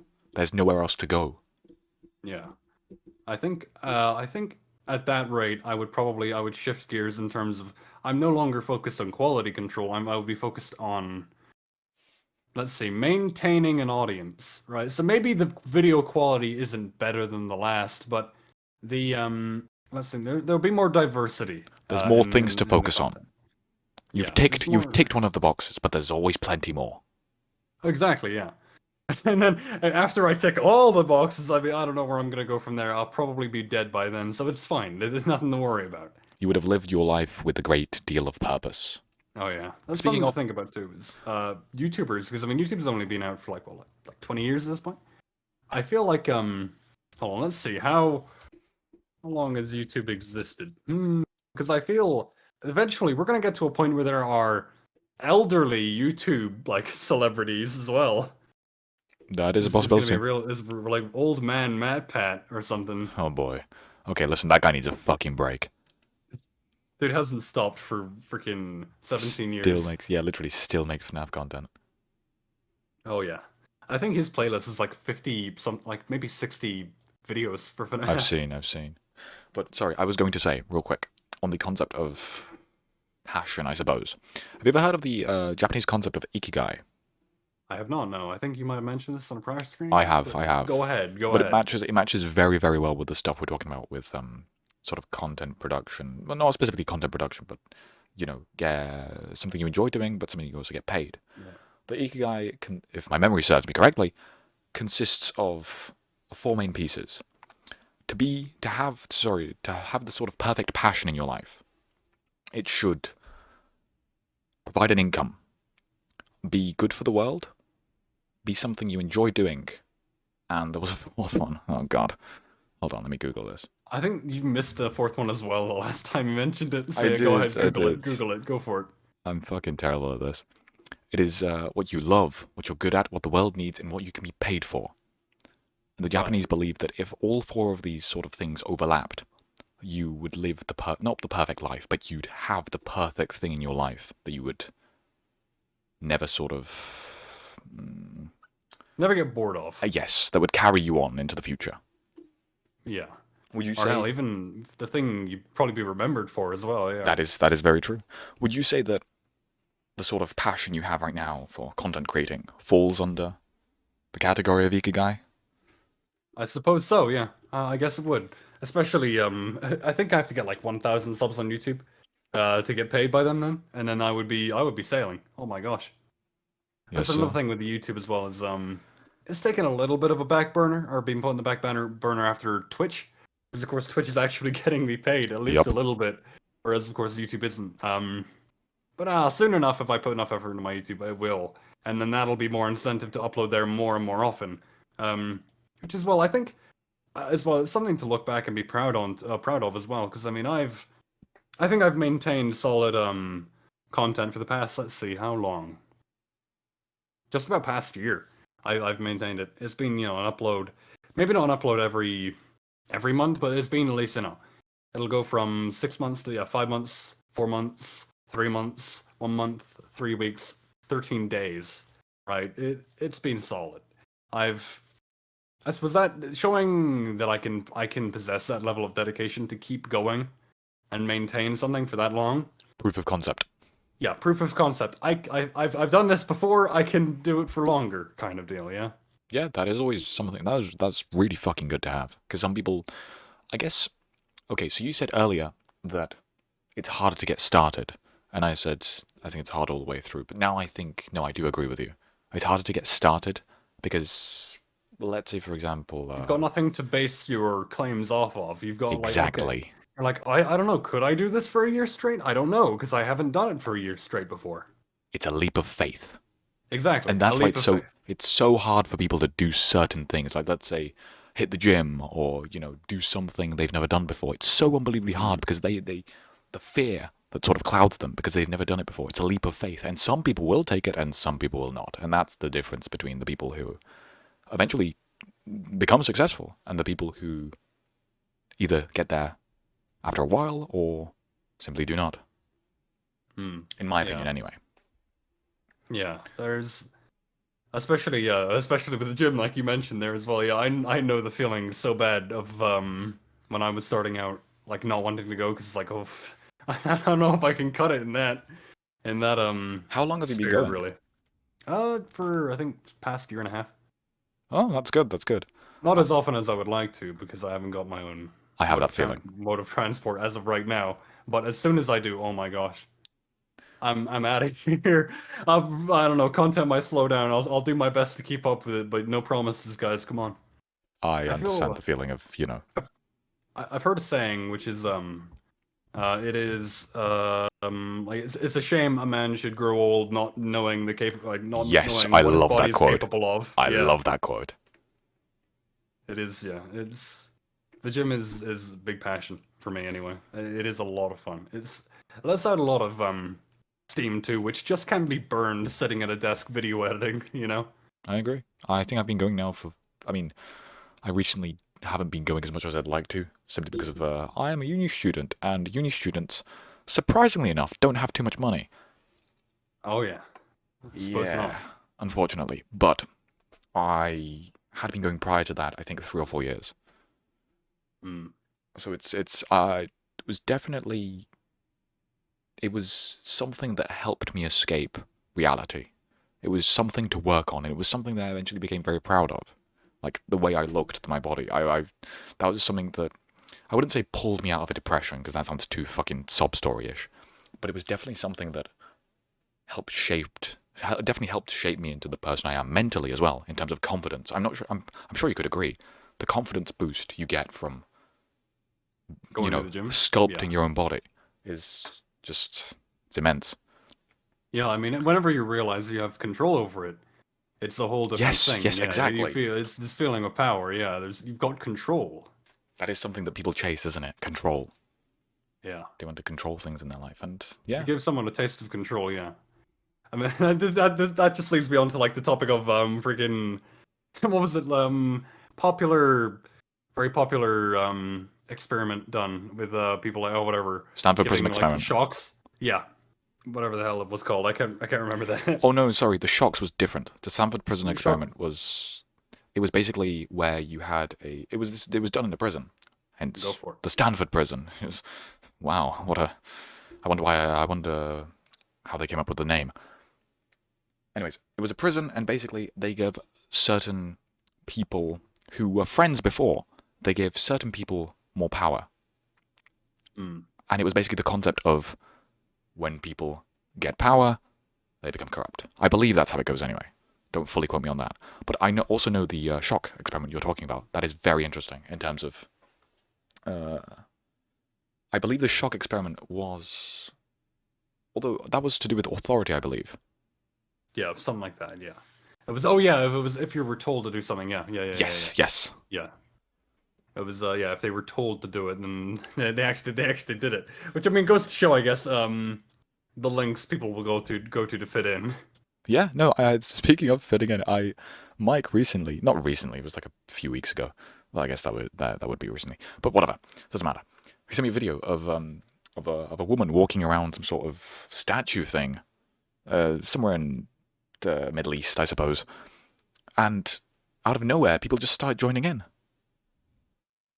As you do. There's completely random people, and it was like, the walk around was pointless, but there was like 30 people at the end of it doing it, just because they thought it was something that was meant to be done around this sort of statue. Yeah. It's I find people fitting in is a very, very intriguing topic in of itself, because it goes to show, like, oh, whatever, I mean, for the sake of the betterment of your survival or whatever, it is absolutely necessary you fit in. Because if you're with a group, your chances of survival is significantly increased. And then in the modern era, that's just become like, okay, popularity contest, really. Yes, I feel like in the modern era, that original primal instinct has been twisted and manipulated by, let's say, media or certain companies, or, for example, marketing. It's always, the marketing is always, you want to fit in with the others, right? Everyone's wearing this, everyone's doing this new thing, you should do it as well. And that sort of prying on that sort of ancient instinct, I guess, that people have in order to fuck people up necessarily, I think. Because people... Speaking of marketing, Okay. completely unrelated topic, but Okay. I need to rant to somebody. Oh my, this is okay. Nike ad, right? Nike. Nike, yeah, whatever. Nike. Nike ad. Okay. Okay. Okay, dude. I don't. Okay, I'm not into shoes. All right. Me neither. Hear me out. I have an old pair of trainers, 2 or 3 years old. All right. Hold on. Is that the marketing round? I have a pair of trainers. Oh no, the marketing run is there's an advert on YouTube, a very common advert, and like okay, it's got like a weird like AI thing over it. Basically, they got a lot of whatever like pictures of people, and then they overlay it over this like really crappy music, and the people sort of like morph into one another. What the fuck? Like, I've never seen this before. like their faces stretch, and like it looks real. It Well, looks like like Mandela the Catalog. Thing. It looks like The Thing or Mandela Catalog, but it's a Nike ad. And it's, oh my god. It's so horrific. I hate it so much. And it's unskippable for the first 5 seconds or whatever. And the music is so loud and so obnoxious. If I see the man who came up with that ad, I'm punching him. I swear. I'm committing physical assault. In game. In Minecraft, In-game. Naturally. Yeah. If I see that guy in Minecraft, oh my gosh, he's a goner. Well, But that's one way of doing marketing, apparently. Just that's jump like, scaring okay. your fucking viewers. Okay, yeah, jump scaring your viewers, and it's like I don't know if they're trying to, are they trying to appeal to like some non-existent modern audience, or are they trying to make such an annoying advert that everyone like remembers it? Is that what you're trying to go for? Because if everyone remembers that advert, I don't think anyone's going to be buying your shoes anytime soon. Really, anyone's sane anyway. Yeah, unless you're like some sort of fucking mentally fucked person who really, really, really likes Mandela Catalog. But yeah, I think if you ever see it, you'll know what one I'm talking about because it is just horrible looking. Oh, don't worry. I don't think I'll be horror turning movie off stuff. I don't think I'll be turning off my ad block anytime soon. Scarier than FNAF Security Breach, bro. I do not No, fucking. that's a high bar to reach. I was about to right? say, but I do not doubt that for a second. Oh yeah. Speaking of FNAF as well, I don't know if you can really show the audience, but I'll send this to you. Stuff like I've done with Blender as well. We can do an intermission. I will. We can do it. Maybe if you want to go for it. That's fine by me. If any of you need to take a piss or something, or if you need to take a piss, whatever, I might go in a second actually. But I shall. Hold on. Let me see how to fucking do this. Hold on. Any topics for after the intermission? Because then I might be able to do another ping. I don't know. Maybe. Any topics? Right now we're kind of into, talky territory. Into unmarked territory, Unmarked chat. territory. Oh boy. This is where the cancellation comes in, baby. Here we go. Don't worry, I'll stay clear of politics. No. Hold on. It'll get viewers. Wait. Unless it's in the cinema SMP, of course. I'll give we start talking politics. I'll give the most vague and vague answers possible that basically at the end of the day say nothing. I don't know. You said not to do any politics questions, so I don't have any political. I don't have any political questions ready. I'm sure I could pull some out my ass if I tried, but All right. Okay. I'm gonna do a mini intermission because I need to actually go take a piss. Go for it, please. I don't have a. Oh, maybe I do. Something I always say as well. I've gotten into the habit of saying this whenever people are like, "I need the bathroom." I'm like, "All right, go enjoy it. Tell me how it was after you come back." Trust me, it'll be very pleasant. On a scale of 1 to 10, rate how your bathroom break was. Okay, well, before I go, I fucking despise the people with a passion, a burning fucking passion. When I say sometimes, there are these people I know in real life. I say, I'm off for a piss. And they say something along the lines of like, how did you know I was thirsty? Oh, fuck off, you fucking... Who fucking says that? Whatever.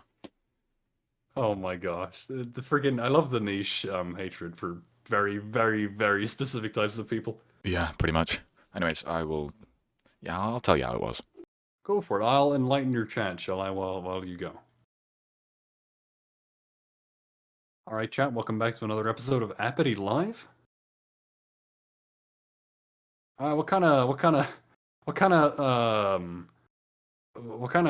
freaking...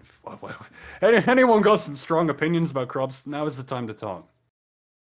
Go for it. I'm kidding. Don't hurt me. Damn, Cooley. I thought you liked Rose. Gremlin midget. That's awfully offensive. Come on now. Behave yourself. You hate that. Damn, Lynn. Come on. No. We love Crubs, chat. We love Crubs. By the way, subscribe to Appity on Twitch and on YouTube. I mean, YouTube first. YouTube's free, but if you want to sub to me on Twitch, that's cool too. Please, my landlord is on his way. Anyway, yeah, Crubs is great. Crubs is fantastic. I love that dude. He's so phenomenal. I thought I didn't read the time properly, and I thought that my interview was gonna wrap up in like 5 minutes. I was like, damn, there was so much more stuff I wanted to talk about. I was so sad. Yeah, exactly. Yeah, I was gonna say the word midget is fairly offensive. Cooley, come on. What's offensive? Sorry, I've been summoned. Hello, sorry. Welcome back. Hi. They're calling each other midgets in chat. No comment. No comment. Oh, I mean, all. we might be able to get Crubs in on the FNAF builds. Yeah, Crubs, we need some more hands to help build Five Nights at Freddy's security breach. Do you want to help out? You are saying that to a uni student who is actively trying to become an author.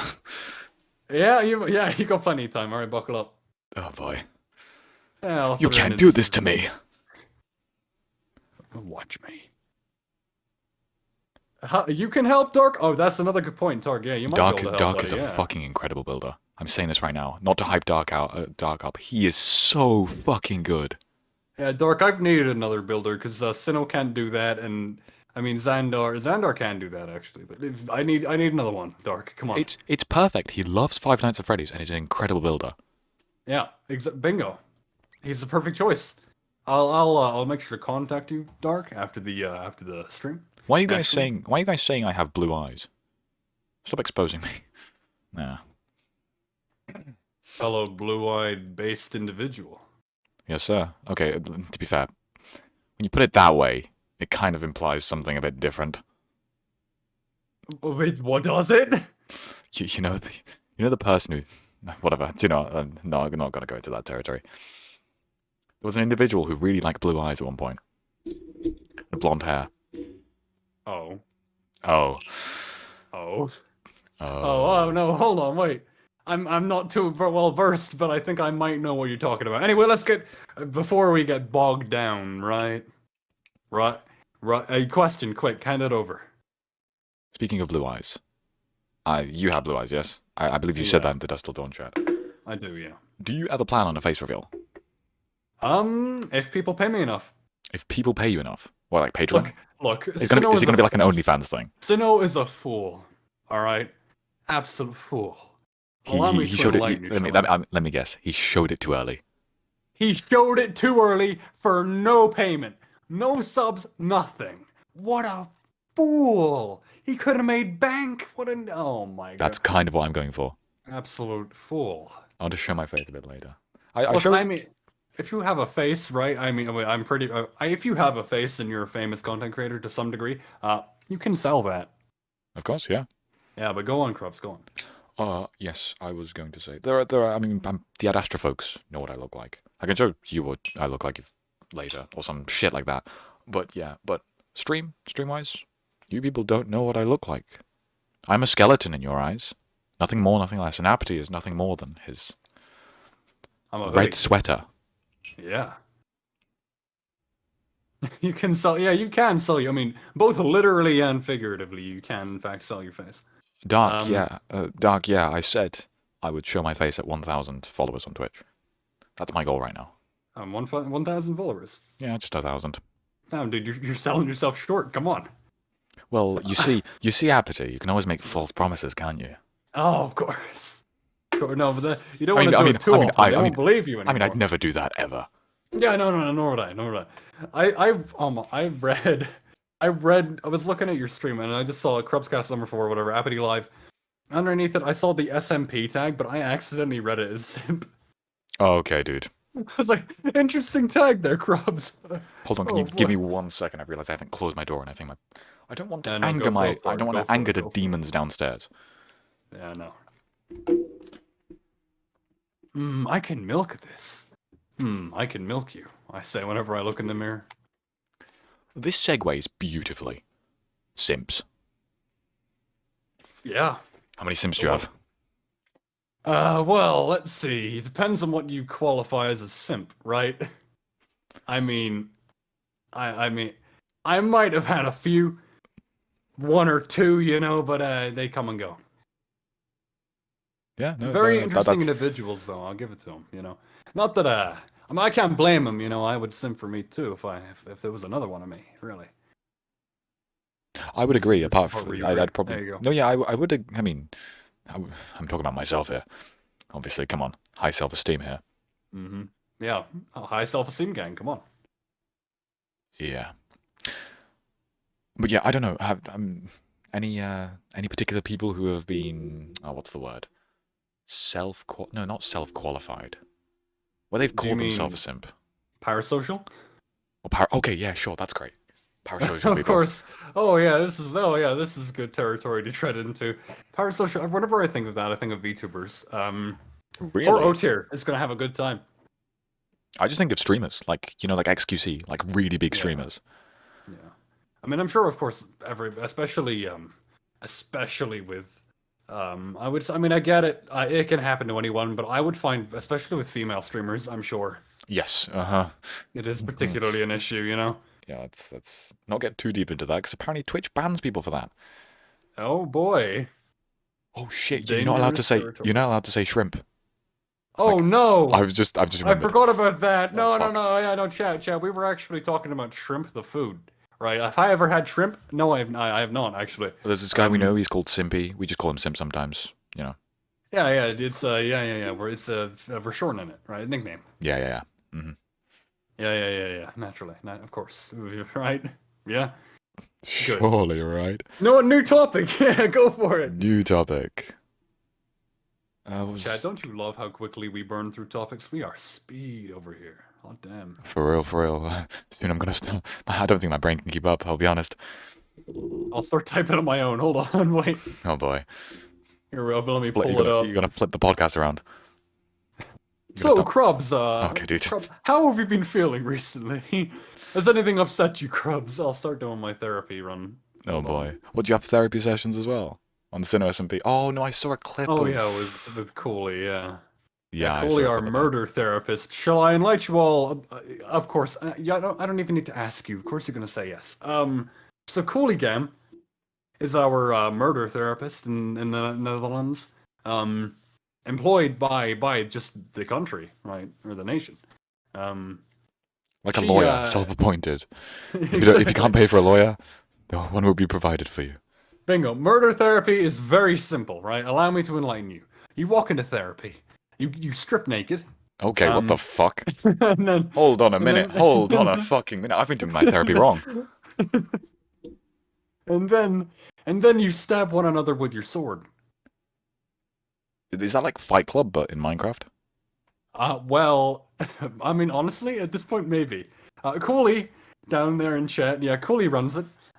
She insists that people take off and strip down their clothes whenever they come into the therapy. And if they don't, then they pay a fine. In what currency? How you pay the fine? In I what? don't know. I've never had to pay it. Oh, no. Being the Omen Empire, I don't ever have to actually take off my armor when I enter, because I, own the country. So yeah, I mean, I think I might be a prime target for any, not that any of my citizens don't love me, of course they do, naturally, who wouldn't, but it's just a little bit of concern. Maybe, I don't know, Sinnoh might come back from exile and try to kill me or something stupid like that, chat. It happens, it happens. No, hold on, wait, Cooley, don't leave the Discord server, wait. No. Hold on. Speaking of the Discord server, by the way, make sure to check out the... Do you want me to plug it? Hold on, let me get the... Give me the invite, then. Give me the invite. Yeah, here we go. Plug it. Yeah. Boom. Yeah. Cool Discord server, you should join it if you're not already in there. It is phenomenal. A lot of cool people in there, like me and like my partner, Sinnoh. It is phenomenal. You should be there. Please and thank you. Oh yeah, I see you got the chat working, by the way. Good job. Yes, sir, I did. I did not fix that. My dad did. How? Did what? Oh my gosh, my parents are technologically inept. How did he do it, dude? My dad knows his way around the internet, let's just say. Thank you for the Absolute follow, shame. W the House. Goddamn. Yeah, he used to, he's pretty adept at tech, simply because he used to build PCs back in Poland Oh, yeah. in his spare time. And he actually built this PC, I mean, not this fucking piece of shit I have right now, but the PC back at my accommodation, my university accommodation. The actual setup, not this fucking piece of garbage. Ah, well, I mean, as long as you can stream cruubsCast, right? Yes, sir, and as long as it's got more FPS than OTIS. Exactly. See, even your Minecraft stream had more FPS than Others did, so, you know. That's something, that's... Not bad. You know, not bad. Yeah, that is something. Poor Coley's been freaking out because I've been exposing her little underground ring. Therapist, put a space between E and R. Hey, yo, Mike, what the fuck? What the? Whoa, whoa. Holy shit. Hold on. Oh, that just reminds me of a Jay Schlatt clip. Whatever. Anyway, where were we? Right. Okay. Topics. Hold on. Wait. We've got more where that came from, right? Surely. My mind's gone blank. I'm reading chat. I'm like, what the fuck has happened? Nor do I, man. I don't. That's the neat part. My chat that I tend to bring with me everywhere. I don't get them either. I really don't understand anything they say. They're like a hive mind. Yeah, they are. They one really person are. one person says something and it all just explodes like a ripple effect. Let's see. I'm looking at my Discord, my locker as I call it. I'm looking for inspiration. Oh, video editing. Well, I mean, there's little I've done in the past little like video edits. I don't know if you can show any of it. I imagine not, but oh my gosh. I was about to get onto another point, but whatever. Doesn't matter. No, go on about that first. We can enlighten on that later. Oh my gosh, Coolies in my DMs. Die in a fire. I hope you die in a fire. Okay, alright. Okay, well, anyways, thank you for watching. Thank you for staying. That's it. We've ended on a high note. That's a joke, by the way. Don't leave. Don't Stay be here. Stay No, come on. here. We need the average viewership, chat. What are you doing? And we'll go Literally. on, please. Enlighten me. Have you ever watched XQC at all? I have seen XQC clips. I've never sat down and watched him. Okay, fair enough. I don't watch him anymore, but I used to be a pretty, I wouldn't say avid watcher, casual watcher, there we go. And this was like a bit before I started streaming, or attempted to start streaming. I always thought to myself, that's the pinnacle, isn't it? Where you can do whatever the fuck you want, and you'll have like 50k viewers watching not for the game you play, but for who you are. Yeah. People watch for the dumbass moments when he just fucks up or something. Not for whatever particular game he's playing. Exactly, yeah. I get that, yeah. Makes complete sense, yeah. Of course, I mean, if your audience is there for your personality, not what content you make, well then you can go anywhere. You've won. You've literally won a life. Exactly, yeah, you've that's a victory royale right there, dude. Also, his chat. I told myself, if I ever start streaming, I want my chat to look like his chat, where there's just so much fucking nonsense going on. His chat is like, I'm sure this is the case with other big streamers. His chat is like its own separate entity. They'll like entertain each other as he's streaming. Oh yeah. Or like Forsen. Ever watched Forsen? I have not, no, but I know what you mean. They'll take care of one another in such a way where the streamer wouldn't have to lift a finger. Right? The Forsen streams are so dull. If you ever watch like just Forsen, I'm not a Forsen watcher, but I've seen a lot of examples of this where he's doing jack shit. He's reacting to a video, you know, like a YouTube video, but his face is just a stone a stone cutout. But his chat just entertain themselves. It's like a self-sustaining machine. Oh yeah. I mean, even I've seen on stuff like Tubbo as well. I mean, I'm sure this isn't always the case, and I'm sure because they're partners, Twitch partners, you do a lot of. I'm sure you get contracted to do a lot of hours for Twitch. Yeah. And a lot of hours, you're not going to be your peak performance the whole time. It's not understandably. Yeah, and I feel like I remember tuning into like a Tubbo stream, and he was doing like. He was mining out like, you know, a few chunks in Minecraft and minimal commentary, doing hardly anything, most blank expression on his face, and his viewership was still balling. They were. How the fuck do they do that? Yeah, they were just blasting away in chat. How do they do that? It's some sort of superpower. It is phenomenal. I wish I could do that. We one day will. And then don't even get me started on people who can stream themselves sleeping.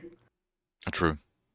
Again, I XQC mean, prime example. Like he like still like 40k viewers if he ever decides to just do a sleep stream. Like how the fuck? how? Why? How do Why? people? Why is that not me? Why can't I do that? I don't know. I've never met someone who like I've never met someone who's told me, "Oh yeah, no, I watch XQC's sleep streams." Completely unironically. But there's apparently 40,000 of them. Yeah, somewhere, Apparently. right? It's oh my, it's insane. I mean, I get it, right? If you're doing a fundraiser or something for your, I mean, hell, I suppose you could call a Twitch stream a fundraiser for the for the creator. I said this to Mike. It's literally just like a homeless person on the street, but on the internet. It's Oh like, yeah, please more or give me some less. money. I've seen oh my, that reminds me actually, talking about homelessness and like on the internet. I saw a I don't know if it was Japan or China, whatever, but there was like a streaming service, right? Which basically it would stream to like the nearby kind of local areas that you were in. Okay. Um, and you had like all these people. They were lit like underneath a bridge, right, with streaming setups. Wait, Okay, fucking what? desks and shit underneath the bridge. Because and you know why?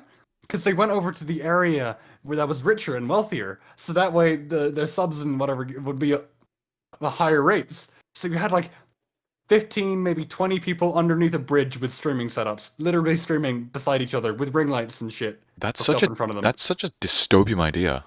It is. It's ridiculous. You couldn't come up with it, right? You couldn't bullshit that out of your mouth. Yeah, literally. Like that sounds like something out of Hunger Games or something. Yeah, it is. It's wild. I don't know what streaming services it was they were using or whatever, but it must have been very popular in whatever country it was. And like the idea of going out to like the rich neighborhood and camping under a bridge streaming beside 20 other people is just what on earth? Like you said, like you always say, failed society. Failed society, yeah. Failed society. I'm actually very intrigued about that. You'd have to send me some sort of thing around that Yeah, because I have to remember where I think it was like a YouTube video. It that is was an idea and a half. ridiculous. Yeah, and never mind that, but I mean they're all beside each other, so you could like you could overhear another famous streamer in in one of your favorite streamers streams. It's weird. But anyway, right? So, moving on. Any more topics for me? Any more topics? Usually I just Hmm. bounce off of conversations that are usually happening. Well, that's the thing. I burn through. I could go on and on and on and You on, but burn I through don't want to stuff get to really the point. quickly. Oh yeah, no, You, I'm eating my way through this. yeah, literally. I Fucking hell. wonder. I wish you could compare the amount of words said for each participant you've had on the cruubsCast. I'm sure someone will eventually do that. But yeah, I'll you do- I'll definitely. I'll have like 20 times as many as Lynn, Mike, and Casper combined. This is great. I feel like I say one thing and boom, you're off. I'm off. Yeah. Self-sustaining. Yeah, it's great. Speaking of self-sustaining, I don't know Okay, why you just let's talk. We haven't talked a lot about movies. We've talked about our FNAF, but movies, right? The movies. thing, right? You Yes, the mentioned thing. self-sustaining, and I thought of I can't remember what the film's called, but it's like spacecraft, you know, spaceship shuttle, whatever the hell, and it was self-sustaining in the film. But go on. I don't know actually what you're on Let's- about. nor do I, because I can't remember anything about it. Oh, That is pretty similar demise to what he just sent me an image and then deleted it. It was about the whole people camping under a bridge streaming thing. Uh, well, anyway, where were we? So let's see. self-sustaining something? I The think that's what thing. you were trying to The say. thing is The where thing. we're at. The thing. Among Us. Yeah. Okay. The thing. I feel like definitely yeah, Among Us must have been inspired. It's Yeah, 100%. I think they even said it themselves. yeah. So let's see the thing. Where to begin, really? What do you think of it? I mean, I know what you think of it, but go on. I think it's a very well done movie, personally, in the Yeah. sense that it's a very fresh concept of horror. And I watched this with a group of friends, and they just kept fooling around on the Discord channel. I was like, fuck off. But Yeah. I think what threw them off was the alien concept. Fuck off, please, please. I really enjoyed the movie. I thought it was great for horror. It was great for deception in the sense that you don't. I think it plays on the fear of the unknown as well. Well, you know what the monster is. You don't know who the monster is. Yeah. Actually, fun fact. I was talking this about I was talking about it with my dad once, and he told me actually I had no idea about this, but he actually watched it when it came out he watched it in the cinema. Same. I think my dad did as well. Well, shit, there we are. Like some random bullshit, because my dad used to watch so many movies back in the day. I'd be watching like Oh, a yeah. really old film, and he'd be like, "Oh, yeah, I've seen that." I was like, "Oh, Yeah. And the thing, I find like the idea of the alien is probably, I mean, it's interesting as well. The spaceship and the space shuttle we see in the first film. I know they enlightened, like they further progressed on that in the prequel.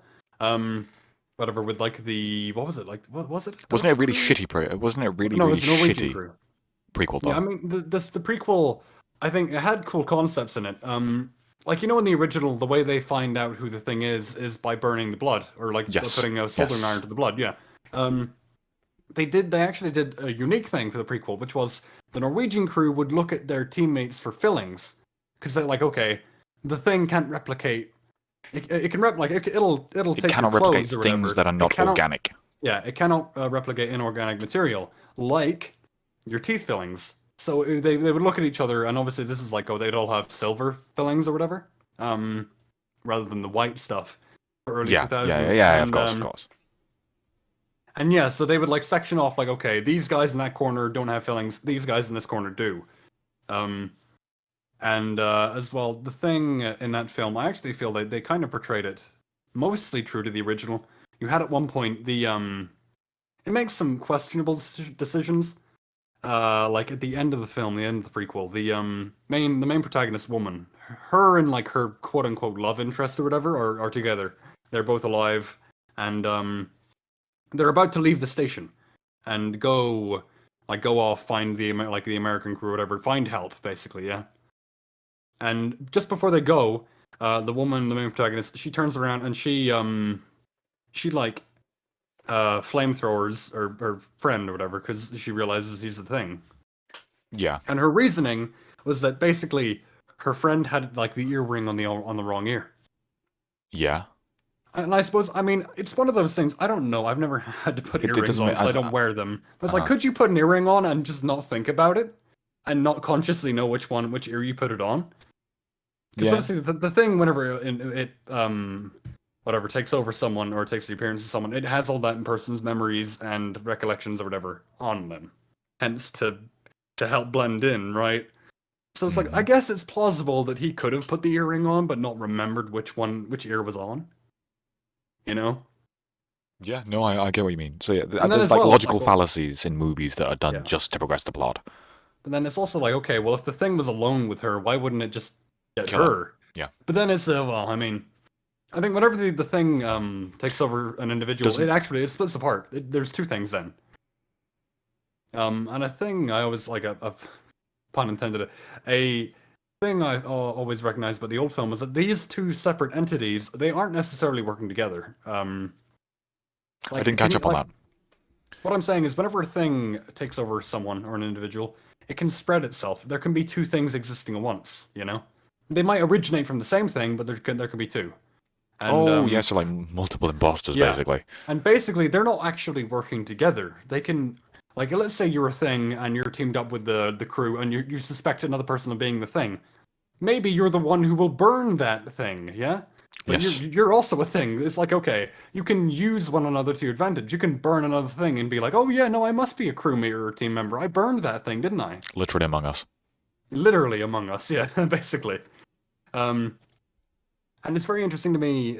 I mean, the thing. I mean, I guess it could be plausible that it left her alive because it's like, okay, what is a better, what is a better alibi than an actual human being? Yeah, I was about to say. In that scenario. You just mentioned they were meant to go like home or something. Yeah, they were going to go find help or whatever. Yeah. Well, isn't that like the whole point of the thing that it wants to go out into society and just continue Yeah, replicating? because obviously it's in Antarctica. It wants to escape Antarctica Yes. and go infect the entire planet. So it would Yeah. be reasonable to assume that it wants a way out. So yeah. Yeah, I guess a human alibi Human would be alibi. the best option, yeah. And as well, the end of the prequel is so Or just rewatching the old film with them, like at first, the first time you watch it, I guess you're confused as to why these Norwegians are shooting at the dog or whatever in the original. But then, upon rewatching it, there's a dramatic irony that is so good and so well done with the dog. You know, because the Americans wind up killing the Norwegian who was just shooting at the dog. Like the Americans kill the Norwegian thinking, oh, they've come and attacked us, you know, or they're shooting at us, not the dog. Wait. Because of course, No, yeah, the no, dog sorry. is the thing, you know. No, what I'm yeah, I talking know what you're about. on about, but use the word dramatic irony. Yeah, dramatic irony. I know what you're on about. I have never, apart from me, I have never heard anyone use dramatic irony. That's Oh, there you go. fascinating to me. Yeah, I do English, so Wait, oh wait, you do English as like a side thing, I right? study it. Yeah, study yeah, it. yeah. Let me guess. Hold on. Let me guess. Inspector Calls? Yeah, Inspector Dramatic Calls. irony? Yeah. Yes, I got the same. I got it from the same fucking place. Oh my, yeah, Inspector Calls, great book. I remember there's multiple interpretations of the ending. Yeah. When I had to do it, I was a little young'un, and I had no idea about anything to do with politics. So I was just like, yeah, like they were saying this idea is good and this idea is bad. I was like, I was just nodding along. Oh, I see Lynn talking about like all this, talking about killing Norwegians. Well, I mean, it happens in the thing. Only the ones that get in the more way. specifically. Yeah, I mean, come on, you guys were the ones who failed to kill the thing the first time around. You're the problem, guys. Come on. It's all your fault. And I love the ending to the thing, where it's you don't know if. I mean, I would assume in the ending, you know, I can't remember his name. Trust me, I don't fucking remember his name either. Guy in big blue coat, you know, main protagonist. Yes. Yeah. Guy in the big blue coat, we can assume he's the thing, but it's like, okay. I love how even if he is the thing, he doesn't kill the human immediately. He stops to take a drink with him, you know? It's like okay. And the human as well, he I think he recognizes that the guy he's talking to is the thing. And it's sort of like okay, well, they have like a respect for one another where it's like, okay, I might be screwed over, but this thing, we've just burned the entire facility. It has no way out of the Antarctic or how to contact any human being or a way to contact any human being. It will freeze again, right? Bittersweet ending. It'll freeze again and I will die. So none of us win. I love bittersweet endings like that. Just precisely like that, where it's like you've won, but you haven't really won. Yeah. It's as well also the approach by the thing as well, where it recognizes that as well, and it sort of it takes the time to have a drink with him rather than killing him immediately, because I mean it still does have the memories of the human beings who it's taken over before as well. So I guess it might have, I guess it might have some kind of sympathy or understanding of the situation, you know, and how hopeless it is. With actually, with that perspective that you just gave me, I'm pretty sure the character Cruubs is basically just the thing, in the sense that he, not to overcomplicate it, he from a man to a machine, but much like the thing replicating something that, you know, was originally organic. Imagine the thing but metal. He replicates the emotions the human would have had prior. No. Or in a similar sense, but more on a biological level. He was basically, every cell in his body was slowly being overcome by this sort of metal disease that turned him into a machine. Yeah. And so I need to say this briefly at least, because I love this concept, where in the sense that the person he once was is dead. Biologically, he is dead. He's been overtaken, he's been sort of overrun. The Cruubs that you see now is not his human version. It's not the version that lost his wife. It is now a husk. It's a robot. It's soulless. It has the same memories, but it's not the same person. And so even if the robot would want to be real, he's not. Yeah. That leans into like, people talking about like, uploading your consciousness and then living forever that way. It's like, okay, well, you could do that, but it's not really you. Yeah, exactly. You're not living forever. Yeah. Or again with that teleportation method, right? Where technically, like a theoretical teleportation method where it would reconstruct every single cell in your body somewhere else. Yeah, it wouldn't really be you after every time you teleport, there's slightly less of you, really. Yeah, technically. It's intriguing. Yeah, it's like, okay, if you were to teleport someone, would you like just kind of be put into a black abyss, and whatever came out the other end of the teleporter would just, I guess, be a separate thing. I don't know. It's weird. It's wonk like that. Speaking of black abysses and sort of on the topic of consciousness, I suppose. Go on. What do you think happens after death? Where do we go? Do we go anywhere? Is death the question. cold, harsh nothingness that Now, hear me out. we suppose it to be? I'm not particularly. I mean, I don't know how qualified I am to talk about it, considering I haven't died before. Oh At yeah, of least course. Don't worry. I Don't worry. don't think so anyway. I'm keeping that in mind. Don't worry. Yeah, no, I think. As far as I know, I don't think I've been reincarnated. I don't know about that one. If I have, then I bet What's your best guess then? better What's off your than best I am guess? first time. There's got to be something. Something. I think something. Anything? Don't know what. Something. I personally am a fan of reincarnation, or the concept of reincarnation. I can see where you're coming from. Yeah. In the I would say, I mean, I guess kind of related. I don't know. I say, I remember a quote, which was, it was for a game, Metro Exodus, which was like, to live without hope is to cease living. And if you live kind of thinking that, oh, you're going to wind up in a black abyss, I don't know. Does anything seem worth it to you? I don't know. It's weird like that. Then again, I guess, I mean, whatever, you could still strive for feeling good in the moment. That is true. Do you know, I'm actually going to touch upon that sort of whole topic in a second, because I think that'd be very interesting to talk about. But yeah, I only think reincarnation is probably the most accurate, simply because, let's say, okay, here's another question, Appity. Do you think that we as people have a soul? Is there something beyond our body, I suppose, that we could consider as us?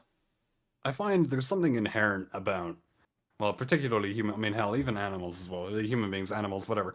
There's something non-replicable within every individual that's, there's never two of the same person. Obviously, yeah. Yeah, there's something unique about each and every individual who walks the planet in one way or another. And I feel to the degree that I would say, yeah. Yeah, so the soul does exist. Yeah, have a little faith, yeah. Have a little faith. That's good. Have a little I like faith. that. Yeah, I think... Well, what about God?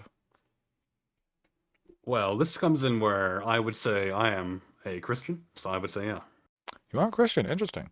Fair Yeah, enough, no, then. I've never actually said that before. I am, yeah. Fair enough. I'm not... No offense to you. I'm not Yeah, particularly no. a massive fan of have religion. I have yet to meet someone really on the internet who shares the same opinions, but that's fine, I mean. I whatever. respect from Christianity. I'm not going to talk about religion too much, because I've talked about this too many times, but I do respect a lot, like, Christian, I suppose, values.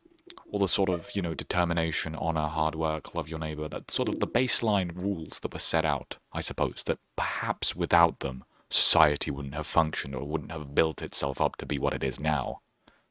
There's the well, Ten Commandments, as you put it, yeah. Yeah. The general, put it this way, it's like, if you were to, let's say, like, marry or date a pure, I guess, Christian in the sense, then you wouldn't have to worry about them cheating on you or going behind your back kind of deal, right? If they Because were to they have a follow very strict set of morals. Yeah, exactly, yeah. They're an inherently, by definition, if they follow every rule to the letter, they should inherently be a good person. Yes, no, I agree with that. I do agree with that. I think the sort of problem for me arises once you take into consideration that these morals are created by people. Or, okay, all right, so I'm going to say this. I want to see your opinions on this.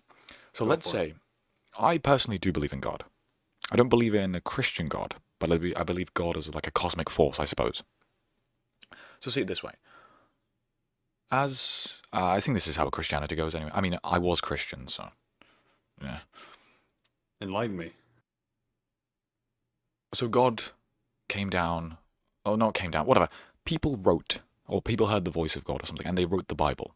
Yeah, it was the the books, obviously written by whatever each individual, they were inspired by. I think they describe it as like the Holy Spirit spoke Yes, to them. yes, yes. Yeah, That's what they said. that exactly. Yeah, And I find it in the sense that if God, conceptually, God as a thing that should be so far beyond our understanding, that it is everywhere and everything and however else you want to describe him, or it, whatever, this something so far beyond us, I think, if it were to come down and to talk to people, I think there might be a chance that, let's say, like a translation error. It's like it's so far beyond the people that they can't fully grasp what this higher power is telling them. And so they write down the human perspective of things. And I think I briefly said this on the Limb podcast. Can you imagine the words and things? No, and hello, Vortex, by the way, welcome back. But not necessarily twisting the words, although that is obviously a possibility. I think that, obviously, people are people, aren't they? I'm sure there could have been someone who's like, what if I write this? There's going to be a lot of people who listen to this. I can implement my own things, but yeah. And so I like the idea that perhaps God is somewhere up there looking at people reading the Bible and he's like, you're almost there, but I didn't actually mean that. Not quite. Very close, but whatever. Yeah. I would say, actually, if you look at it, actually, it's kind of funny how, what's interesting, I find there is, I mean, you could definitely have people put in their own words and thoughts and opinions on things, and I mean, I find it's interesting how you look at the Bible, and it is a book that has, well, I mean, it's been written, whatever, like, been thousands of years ago, right? Yes. And, or it is still, I get it, there's a lot of stuff in it that maybe would be difficult to grasp in the modern era, or there's stuff that doesn't seem quite right, but it's largely, for the time that has passed since it was written, it is largely kept up. Yeah, no, that is impressive. That is very impressive. I think it is still legible after all those years, yeah. That is a testament to what humans can achieve, I believe, personally. Another thing, I suppose, that also sort of crumbles for me, it's the point at which you start using God and Christianity not as a way to control people, but as a way to possibly influence them. In the sense that, let's take the bare concept of, do good things or you will end up in hell. If you do not follow what God says, you will eventually burn in hell. Of course, there's different interpretations of this, but the baseline for it is somewhere along that line. And so I feel like I think there's a moral dilemma there where I don't think controlling people, not necessarily controlling, but influencing people by fear, by the concept, telling people what they should do and what they shouldn't. Yeah, exactly. And for now, perhaps the things that, let's say, the church, the Christian church, the whole collective, I guess. For now, the things that they are telling people to do is just, but then eventually, what if they slowly start changing things and they slowly start putting their own agenda onto it under the concept of do it or you're going to hell? Yeah, I mean, there's definitely evidence of that probably happening somewhere throughout history. Yeah, no I think doubt. so too. Yeah, I mean, I put it this way. I find if you look at the modern day, well, at least what a Christian should be like. If you look at the modern day, I still think it does hold up, and it should be, at least if you follow it to the letter, you should still be a very good person. It doesn't necessarily mean, I get it.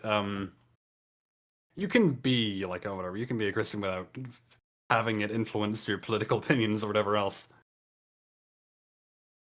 Yeah, no, I do agree with that. But then again, there is also the point to be made that if you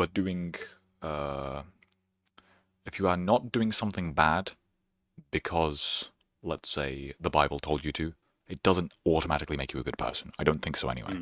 Yeah. If you're doing something out of fear of being punished, while the outcome, of course, I know you are a man of, the ends justify the means. But there is always the point to be made. While the outcome is good, it doesn't necessarily mean this person is good, and it doesn't necessarily mean that this person will always be good. Yeah, it's not black and white. It's not black and white. Nothing in this world is black and white. That's why I suppose there's always, I mean, put it this way, right? If there were like, whatever, an overall force, right, like a god, like you say, and they were to, that's why I put it this way: if you were, don't judge other people how judge other people how you'd like to be judged. Yeah, which would obviously be in a Of good, course, it a makes good light, sense. right? Yeah, It's like that's why I suppose it's very leaving the valid. judging of other people. I don't judge them. You can do whatever the hell you like. Agreed. Completely agreed. It's not my job to do it, right? From my belief, it's big man upstairs his job, not mine. I think personally people should have. Sorry, a lot more people should have that sort of mindset where it's Yeah, okay. You're free to do whatever you know. Do whatever the fuck you like, as long as you're not imposing anything upon me. As long as it's yeah, not affecting my life. Do whatever the fuck you want, and I'll do whatever the fuck I want. I yeah, think a lot more people. I think society would be such a happier place, especially nowadays, if people yeah. just sort of chilled out a little bit. Another thing as well is it's talked about as well in terms of Christianity is it is the individual's choice as to whether they or not they follow it. If they don't, whatever, it's up to them. You know, it shouldn't be a lot of I cringe every time I say it. Like a lot of Christian people would be like, "Oh, you don't do this, you don't do that. Grr, you're a bad individual. You're gonna burn in hell forever." It's like it's not. It, you don't know that. It's not your place to judge that. You don't get Exactly. to, you know. I fully agree with that, and I think that's sort of that's the part of Christianity I don't really Yeah. like, where it's Another like, stuff like I've seen it on YouTube comments where people on like a completely unrelated topic or video will put like a like oh you should you know it'll start like promoting whatever what do you call it what do you call it like preaching the gospel or whatever in like a random comment section of like let's say a FNAF video and I've I seen. can't I help know but what you're on cringe. about. I I cringe know what you're on every about. time. I'm like oh my The gosh Lord this Jesus is will save you. it's like Thank you. this is such an inappropriate place for that. Thank you, Joseph F. Whatever. But I'm watching a video about Fazgu. Thank you very much. It's not an appropriate way to do it, and it's very that is literally imposing whatever you believe on other people, which is not not our role, right? Yep, very true. Very fucking true. It's I find very interesting topic. Yeah, there's a lot of very how would you put it? Very complex. There's a lot of sides to it. Of course, yeah, I know. But then again, that's what discussion is for. Yeah, I feel like if you as a person can sit down and hear the other side and understand the other side and understand where they're coming from and be fully aware of, I guess, where it's coming from. Yeah, going back to that.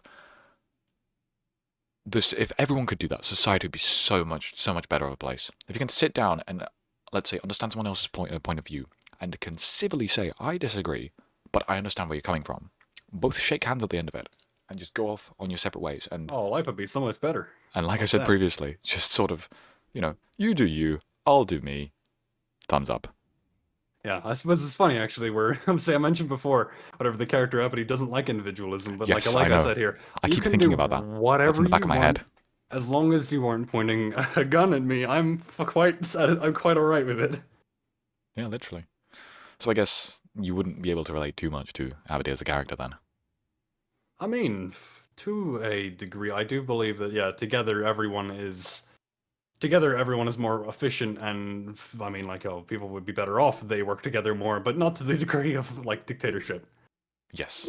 There has to be a balance, I believe. There has to be a Yeah, yin and yang, like in all things in life. yeah, But yeah. and Oh, go on. well, I see what's here mentioned there. Yeah, Jaden Animations, whatever, dissing God. Yeah, I find it's. I mean, feel free to do it if you want to. It's whatever. Like I said, not my place to care. But it's a matter Dissing of. God. I mean, The there's a certain point where you should. I feel like it's a poor mindset to go in with, no matter what you're facing, right? And, you know, I mean, whatever. Like a Christian might start dissing another religion or whatever. Not your place to do that. It's you have to be respectful and mindful of what other people believe in. Bro, the Hindu gods versus the Christian gods, that is a fight I would pay to see. Sign me up. How about Norse gods, man? Oh, fuck yeah. Isn't that just... We'll pull in some freaking.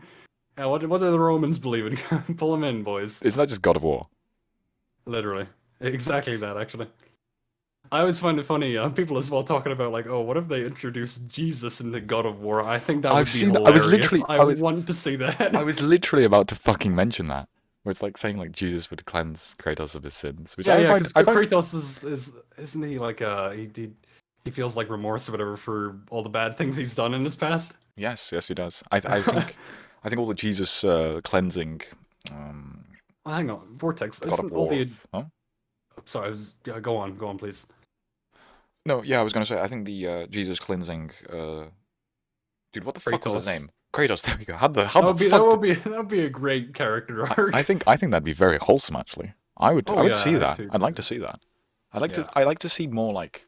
Alright, this is gonna sound very specific and very fucking weird. I'd like to see more sort of Jesus representation. Like Positive. I can imagine Jesus was a really chill guy. You know? Oh yeah, 100%, no doubt in my mind. Oh yeah. I'd like to imagine that like both God and Jesus have like a sense of humor, I suppose. Yeah. They would get along well with Kratos, I think. My concept of God, I suppose, is I don't want to get too deep into this, but I say this all the fucking time. Whatever. I'm gonna fucking do it anyway. It's my Go on. podcast. The concept of God, I see it as I see. Actually, never mind. I don't have my thoughts organized enough for this. I see him, and the bare bones minimum. I see him as the sort of the idea of good. They are inherently good, right? I mean, that's why I mean, you look at like the Bible or whatever. It's literally telling you to be like God or Jesus, right? That is literally it. They're telling you to do what they would do. It's why hell, I've gotten to the point actually where, funnily enough, sometimes I'll be on the verge of doing something lazy or something like that, and I will stop and think to myself, I'm like, oh, what would Jesus do? And it's like after I've had the conscious thought, I'm like, okay, I can't do the bad thing anymore. And I think that's the positive side of Christianity. I think it's the sort Yeah, of determination and the sort of okay. I don't know if I should say this. This is gonna get us cancelled. hopefully not. I'm hoping not. I Okay. like my career. Okay. Should I flip a coin? Up to you or not. Up to you. So, I'm not going to talk about the individual, but I'm going to talk about something he briefly mentioned about God, and that man is Andrew Tate. Like him or hate him, he did say something very specific about God, and it was the concept of having two. Let's say you have two islands with native tribes, I suppose. One of them Right. believe in God, and the other do not. And if you're cast away on the one that do not, they will most likely kill you. If you're cast away on the one that do believe in God and do have a sort of system in place, Yeah. they will most likely spare you. And he didn't mention this like breaking it down. I think the borderline of what he was trying to say is that God provides a very good moral structure, which is something that you fucking need in society. Oh yeah, you definitely need people. Well, you need people to encourage to be good, right? Yes, you need that moral structure because inevitably, without that's why I said earlier. I think the Ten Commandments or whatever else is preached in the Bible, I think that was a great building block for society because without that, let's say if the Bible never existed, the bad timeline or something, Yeah. which of course we might never, we don't know what would have happened, but an argument can be made that without that, perhaps humanity wouldn't have ever collectively come together like this because we wouldn't be where we are. Yeah. exactly because the general concept of good would have been scattered. Being good often entails the like uplifting of someone other than yourself, whereas being bad is inherently in the long run good for you. Maybe not good for your mind or whatever, but I mean from a purely physical and whatever, like, oh, how much money I have kind of standpoint, it is better to be bad. You can get away with a lot more as a bad individual than a good one. Yeah, no, yeah, that is a perspective to be had. I have different thoughts on good and evil. For example, do you think? All right, this is a good question. This is a question. Go for it. Do you think that people naturally have a moral compass? I think let's say if you were to bring up a child and you didn't preach them any morals, I don't think they would have any. So it's a case of nurture versus nature. Yeah. Inherently, I feel like if you people do not have a set moral compass. if you give a bad, if you give a kid to bad parents, they're gonna raise a bad kid. If you give a good kid or just a kid to good parents, chances are you're gonna wind up with a good kid. It's one of those things. It's passed down, I think. No, I mean, maybe to a degree there might be some some basic level of moral compass, but I feel like depending on how you were raised, it is either beaten out of you or nurtured. I tend to think of it from I mean, I do agree. But I tend to think of it from a slightly different perspective, in Go the for it. sense that I think of it this way: no one on this planet, well, supposedly no one, unless you're a psychopath or a sociopath, no one on this planet ever does something evil or bad. Thank you for the Oh, hey, T1 yeah, gifted sub. Waters. Much With love. the carry, man. Oh my With the god. fucking carry here, Paying the landlord, dude. literally. And so, what the fuck was I saying? But thanks, Waters, for the sub. Much love. What was I saying? What was I fucking saying? You were talking about morals, different perspective. Yes, okay, I've got it. Go So for think about it this way. No one, would you say, oh, sorry. Yeah, okay, going to try and phrase this as a question. Would you say that someone would be bad or evil for the sake of being bad or evil? I find I've said it before. Some people just want to watch the world burn. That is kind of. true, but that is some. Yeah, there's a certain. I There's a feel certain minority. if there was given, if no moral guidance was given to like the anyone in the population of the planet, I feel there would be an awful lot more people willing to do awfully terrible things in order to better themselves. Mm-hmm. Oh, yeah. On the vast majority, I would say so, but then again, this is all hypothetical. I don't know shit. I'm not qualified Thank you again in for any the way, shape, gifted. and/or form. Oh my gosh, Waters. They've given 68 gifted subs. Holy shit, Waters. What the Oh fuck? my gosh, you're gonna get to. Oh my Waters, holy man. Thank you. You are literally paying my student rent. He's carrying, Much man. love. Much He's love. paying the freaking student loans, man. Paying the mortgage soon enough. You literally are. Oh yeah. I would. Two things are inevitable in life: death and taxes. But in this case, in your life, thanks to Waters, just death. Just death. Death and death alone. Oh yeah. I would personally argue that. Well, okay, thank you. Another one. That's 60. That's total 69. That's a good number. W. One more. Oh my gosh. Oh my I goodness. feel like at this point you could probably thank him before it came up. I feel like you might be able to get away with that. Appity, type real quick. I think he wants to give you a sub. Spam it. Just go blah blah blah. I think I might already. Did he give me one already? I think you already did. I think he did. Yeah. Thank you, Waters. Preach, brother. Love you, Waters. Oh, hey, by the way, Waters, I got that friend request on Steam. I finally saw it. I've been a busy man. Anyhow, where were we? Right. You had a train of thought and it is gone. It's not completely gone. I think personally, to some extent, I do believe that people have a moral compass. And I think that, yes, while the argument can be made that,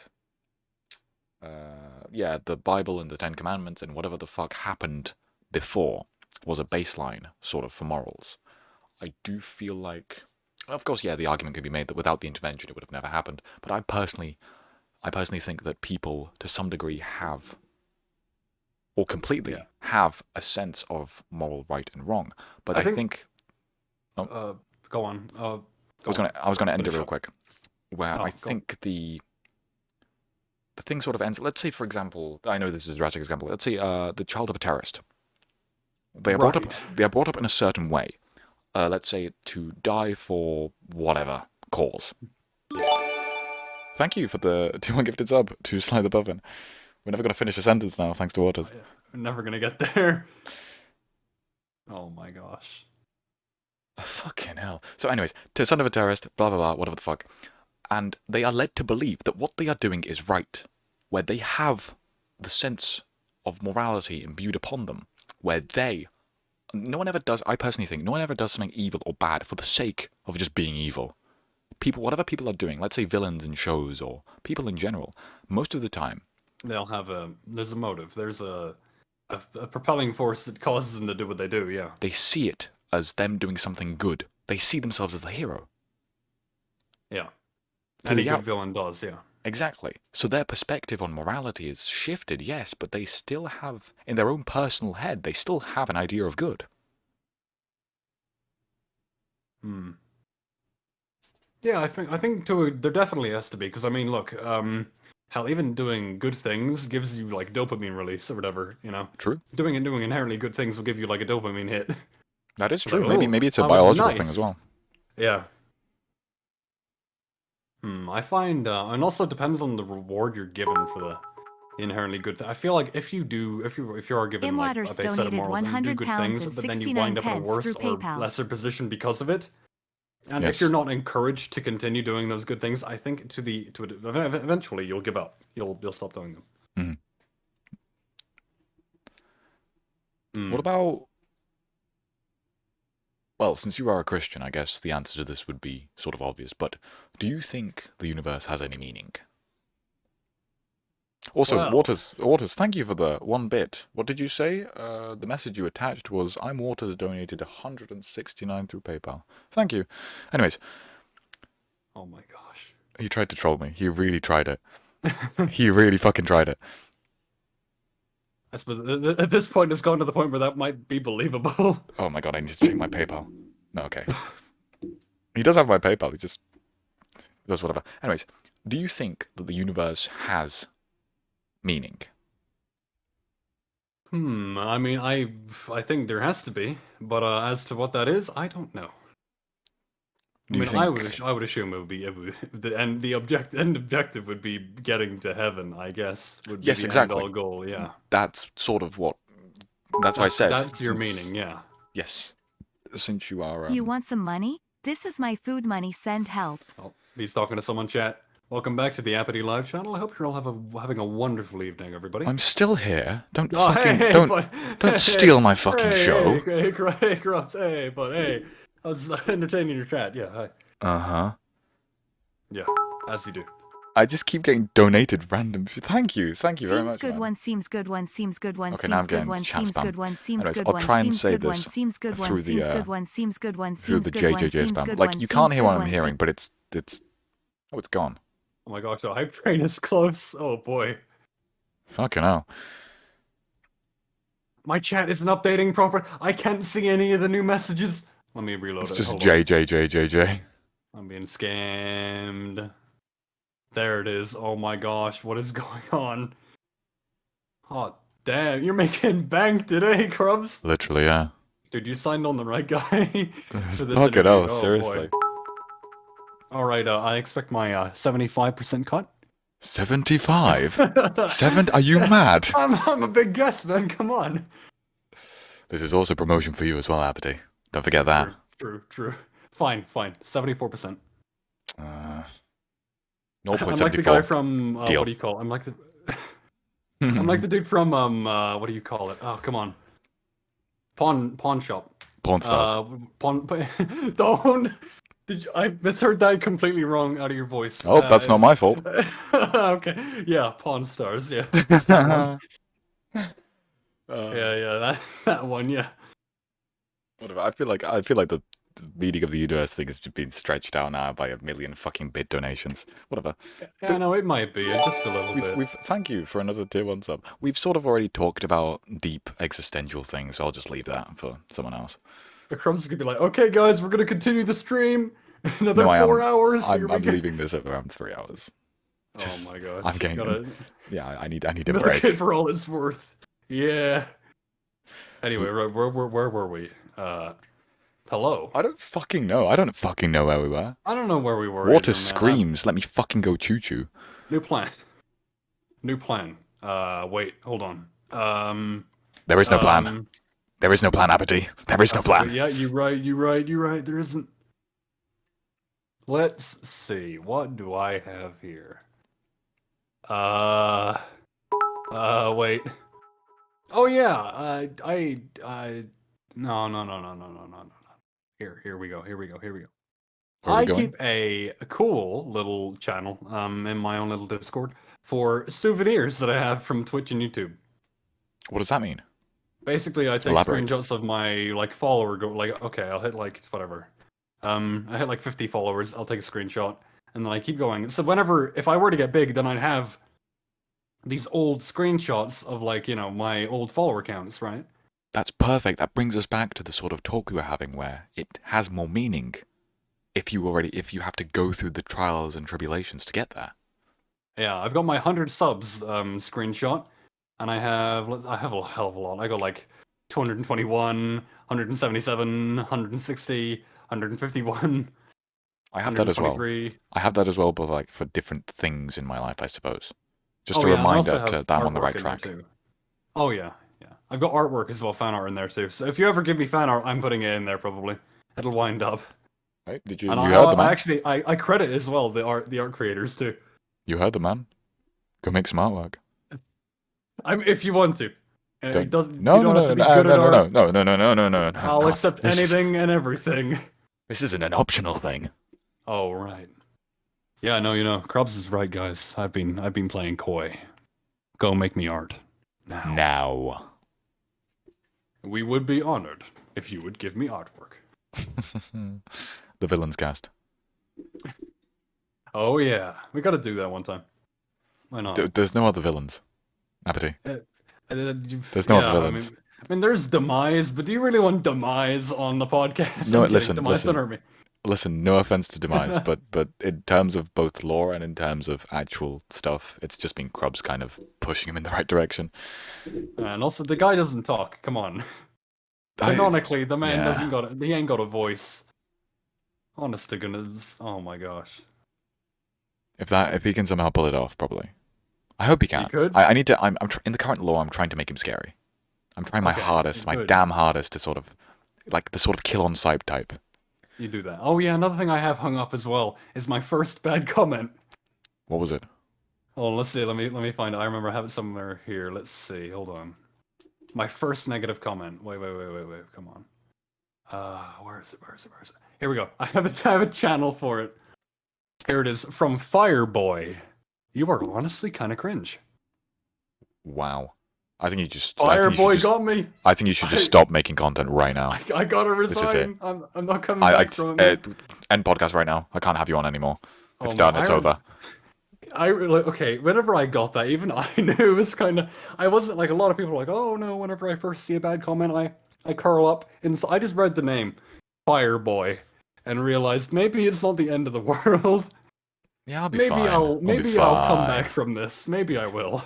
I sometimes, I don't know, I tend to, if anyone's giving me criticism, I tend to look at the person, no, I sort of look at the person who is giving me criticism. If I wouldn't take advice from this person, I'm not going to take criticism.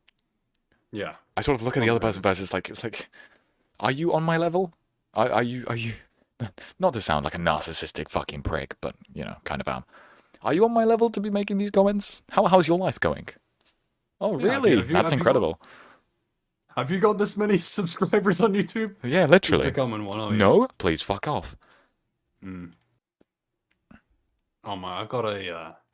I wish I could show you this all on stream. But I've got like a lot of. Before I edited YouTube videos or anything, I did little skits and things for like, okay, if anything funny happened in like the Milsim communities I was a part of, I would make it into using Blender. I would have like a whatever little kind of. Have you ever seen what do you call it? Soviet Womble? Maybe is it? No, I've never isn't. seen that. Basically, he'll have like it is. I don't think it's Soviet Womble. It's someone else. But they have Russian Badger. Russian Badger. Again. Do you know that? Nope. Nope. No idea? Really? No idea. Oh my gosh, this man. Well, enlighten me then. Come on. What are you waiting for? So he has like 3D models or whatever, and he uses like a mocap suit, and basically he'll animate whatever funny shit he does with his friends. With and it's all combined in with game footage, and it's very, very hilarious, basically. Very cool stuff. And then of course I got my Blender stuff that I've all done. Most of it is FNAF related, because of course it would be. As it would be, naturally. I did very cool. He's talking gibberish chat again. What? No idea where we're Hello, welcome back. Hi. Yeah, the thing I sent you there, Krubs, as well. That used a like a VHS compression. Basically, it's. I can show that like right before we end stream. Actually, I'll show that now. Do go for it. Yeah.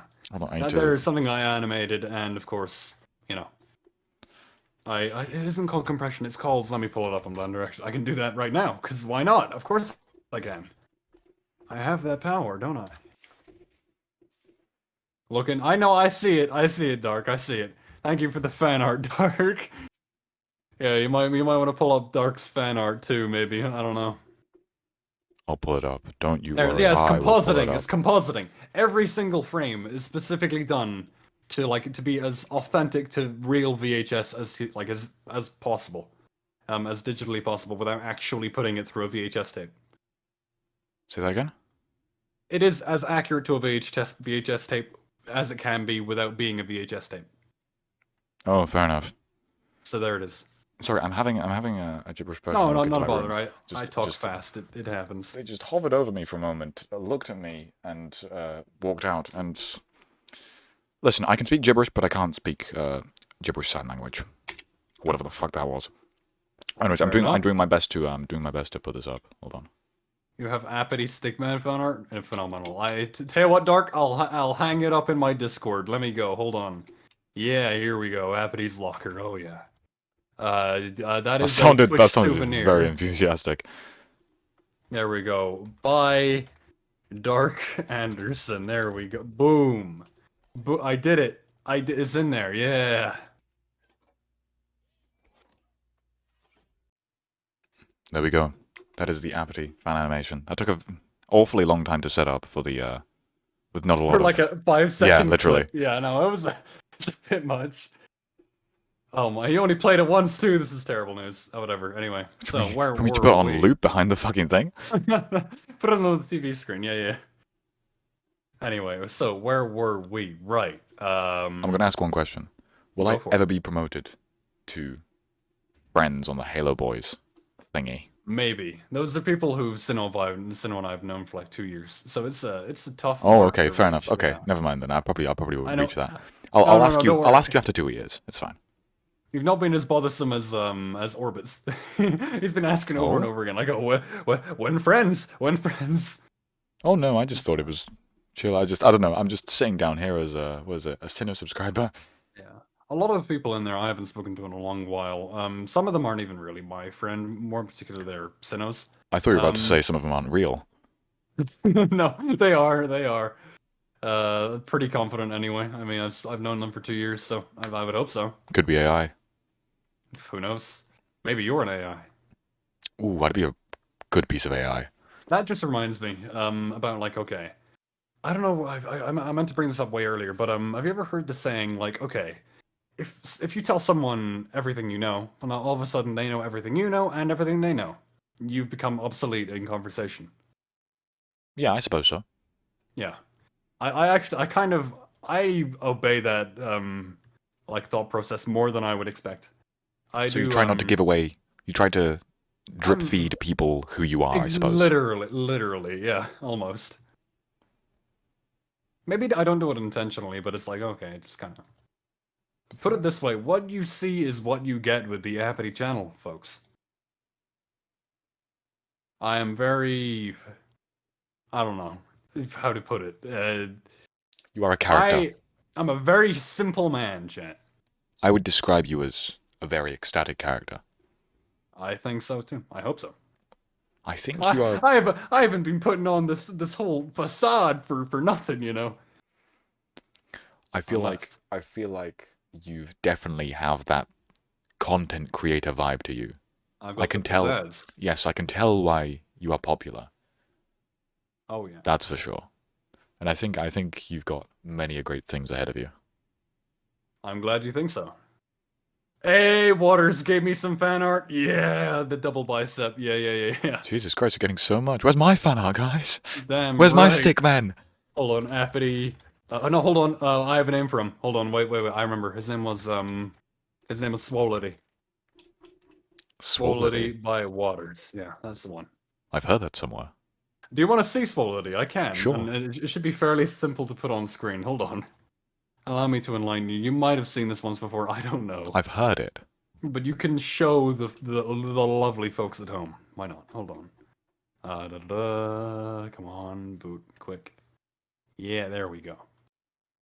Swolity, where is he? Here. He. Wait. Damn interesting name for something, though. Really? What I a mean, fucking- his technical name is Appity Mr. Universe, but really. Yeah, okay. It makes me think of, for some reason, White Putin. Probably for good reason. I mean, I feel like if I like, okay, the picture I just sent you, I feel like him but wide would be pretty imposing. Oh, can I say the context in which I've seen this? Oh yeah, I know the context. You've seen it. Yeah, the Yeah. stuff with Casper. Yeah. Oh boy. Oh yeah. Oh no, Cass is having a good time on the Dust Till Dawn Um, SMP. Well, I mean, they've won, so I'm sure. I'm sure they are. Oh, what were you spoiling? Huh? Oh shit, Chad, you didn't hear him, Chad, he said nothing. Chad, shut up. Don't clip it. I No completely one. forgot about that. My bad.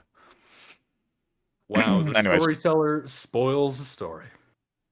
Shameful. But then again, you have no idea how it happened. Exactly. But are you putting it up on screen or no? It's up to you. Do you want me to? I mean, you can go for it. Sure. Why not? You know, give the Okay. wonderful folks at home a good some eye candy, man. Interesting. Okay. Don't deprive them. You know. Of course. Here we are, Swolity in all its glory.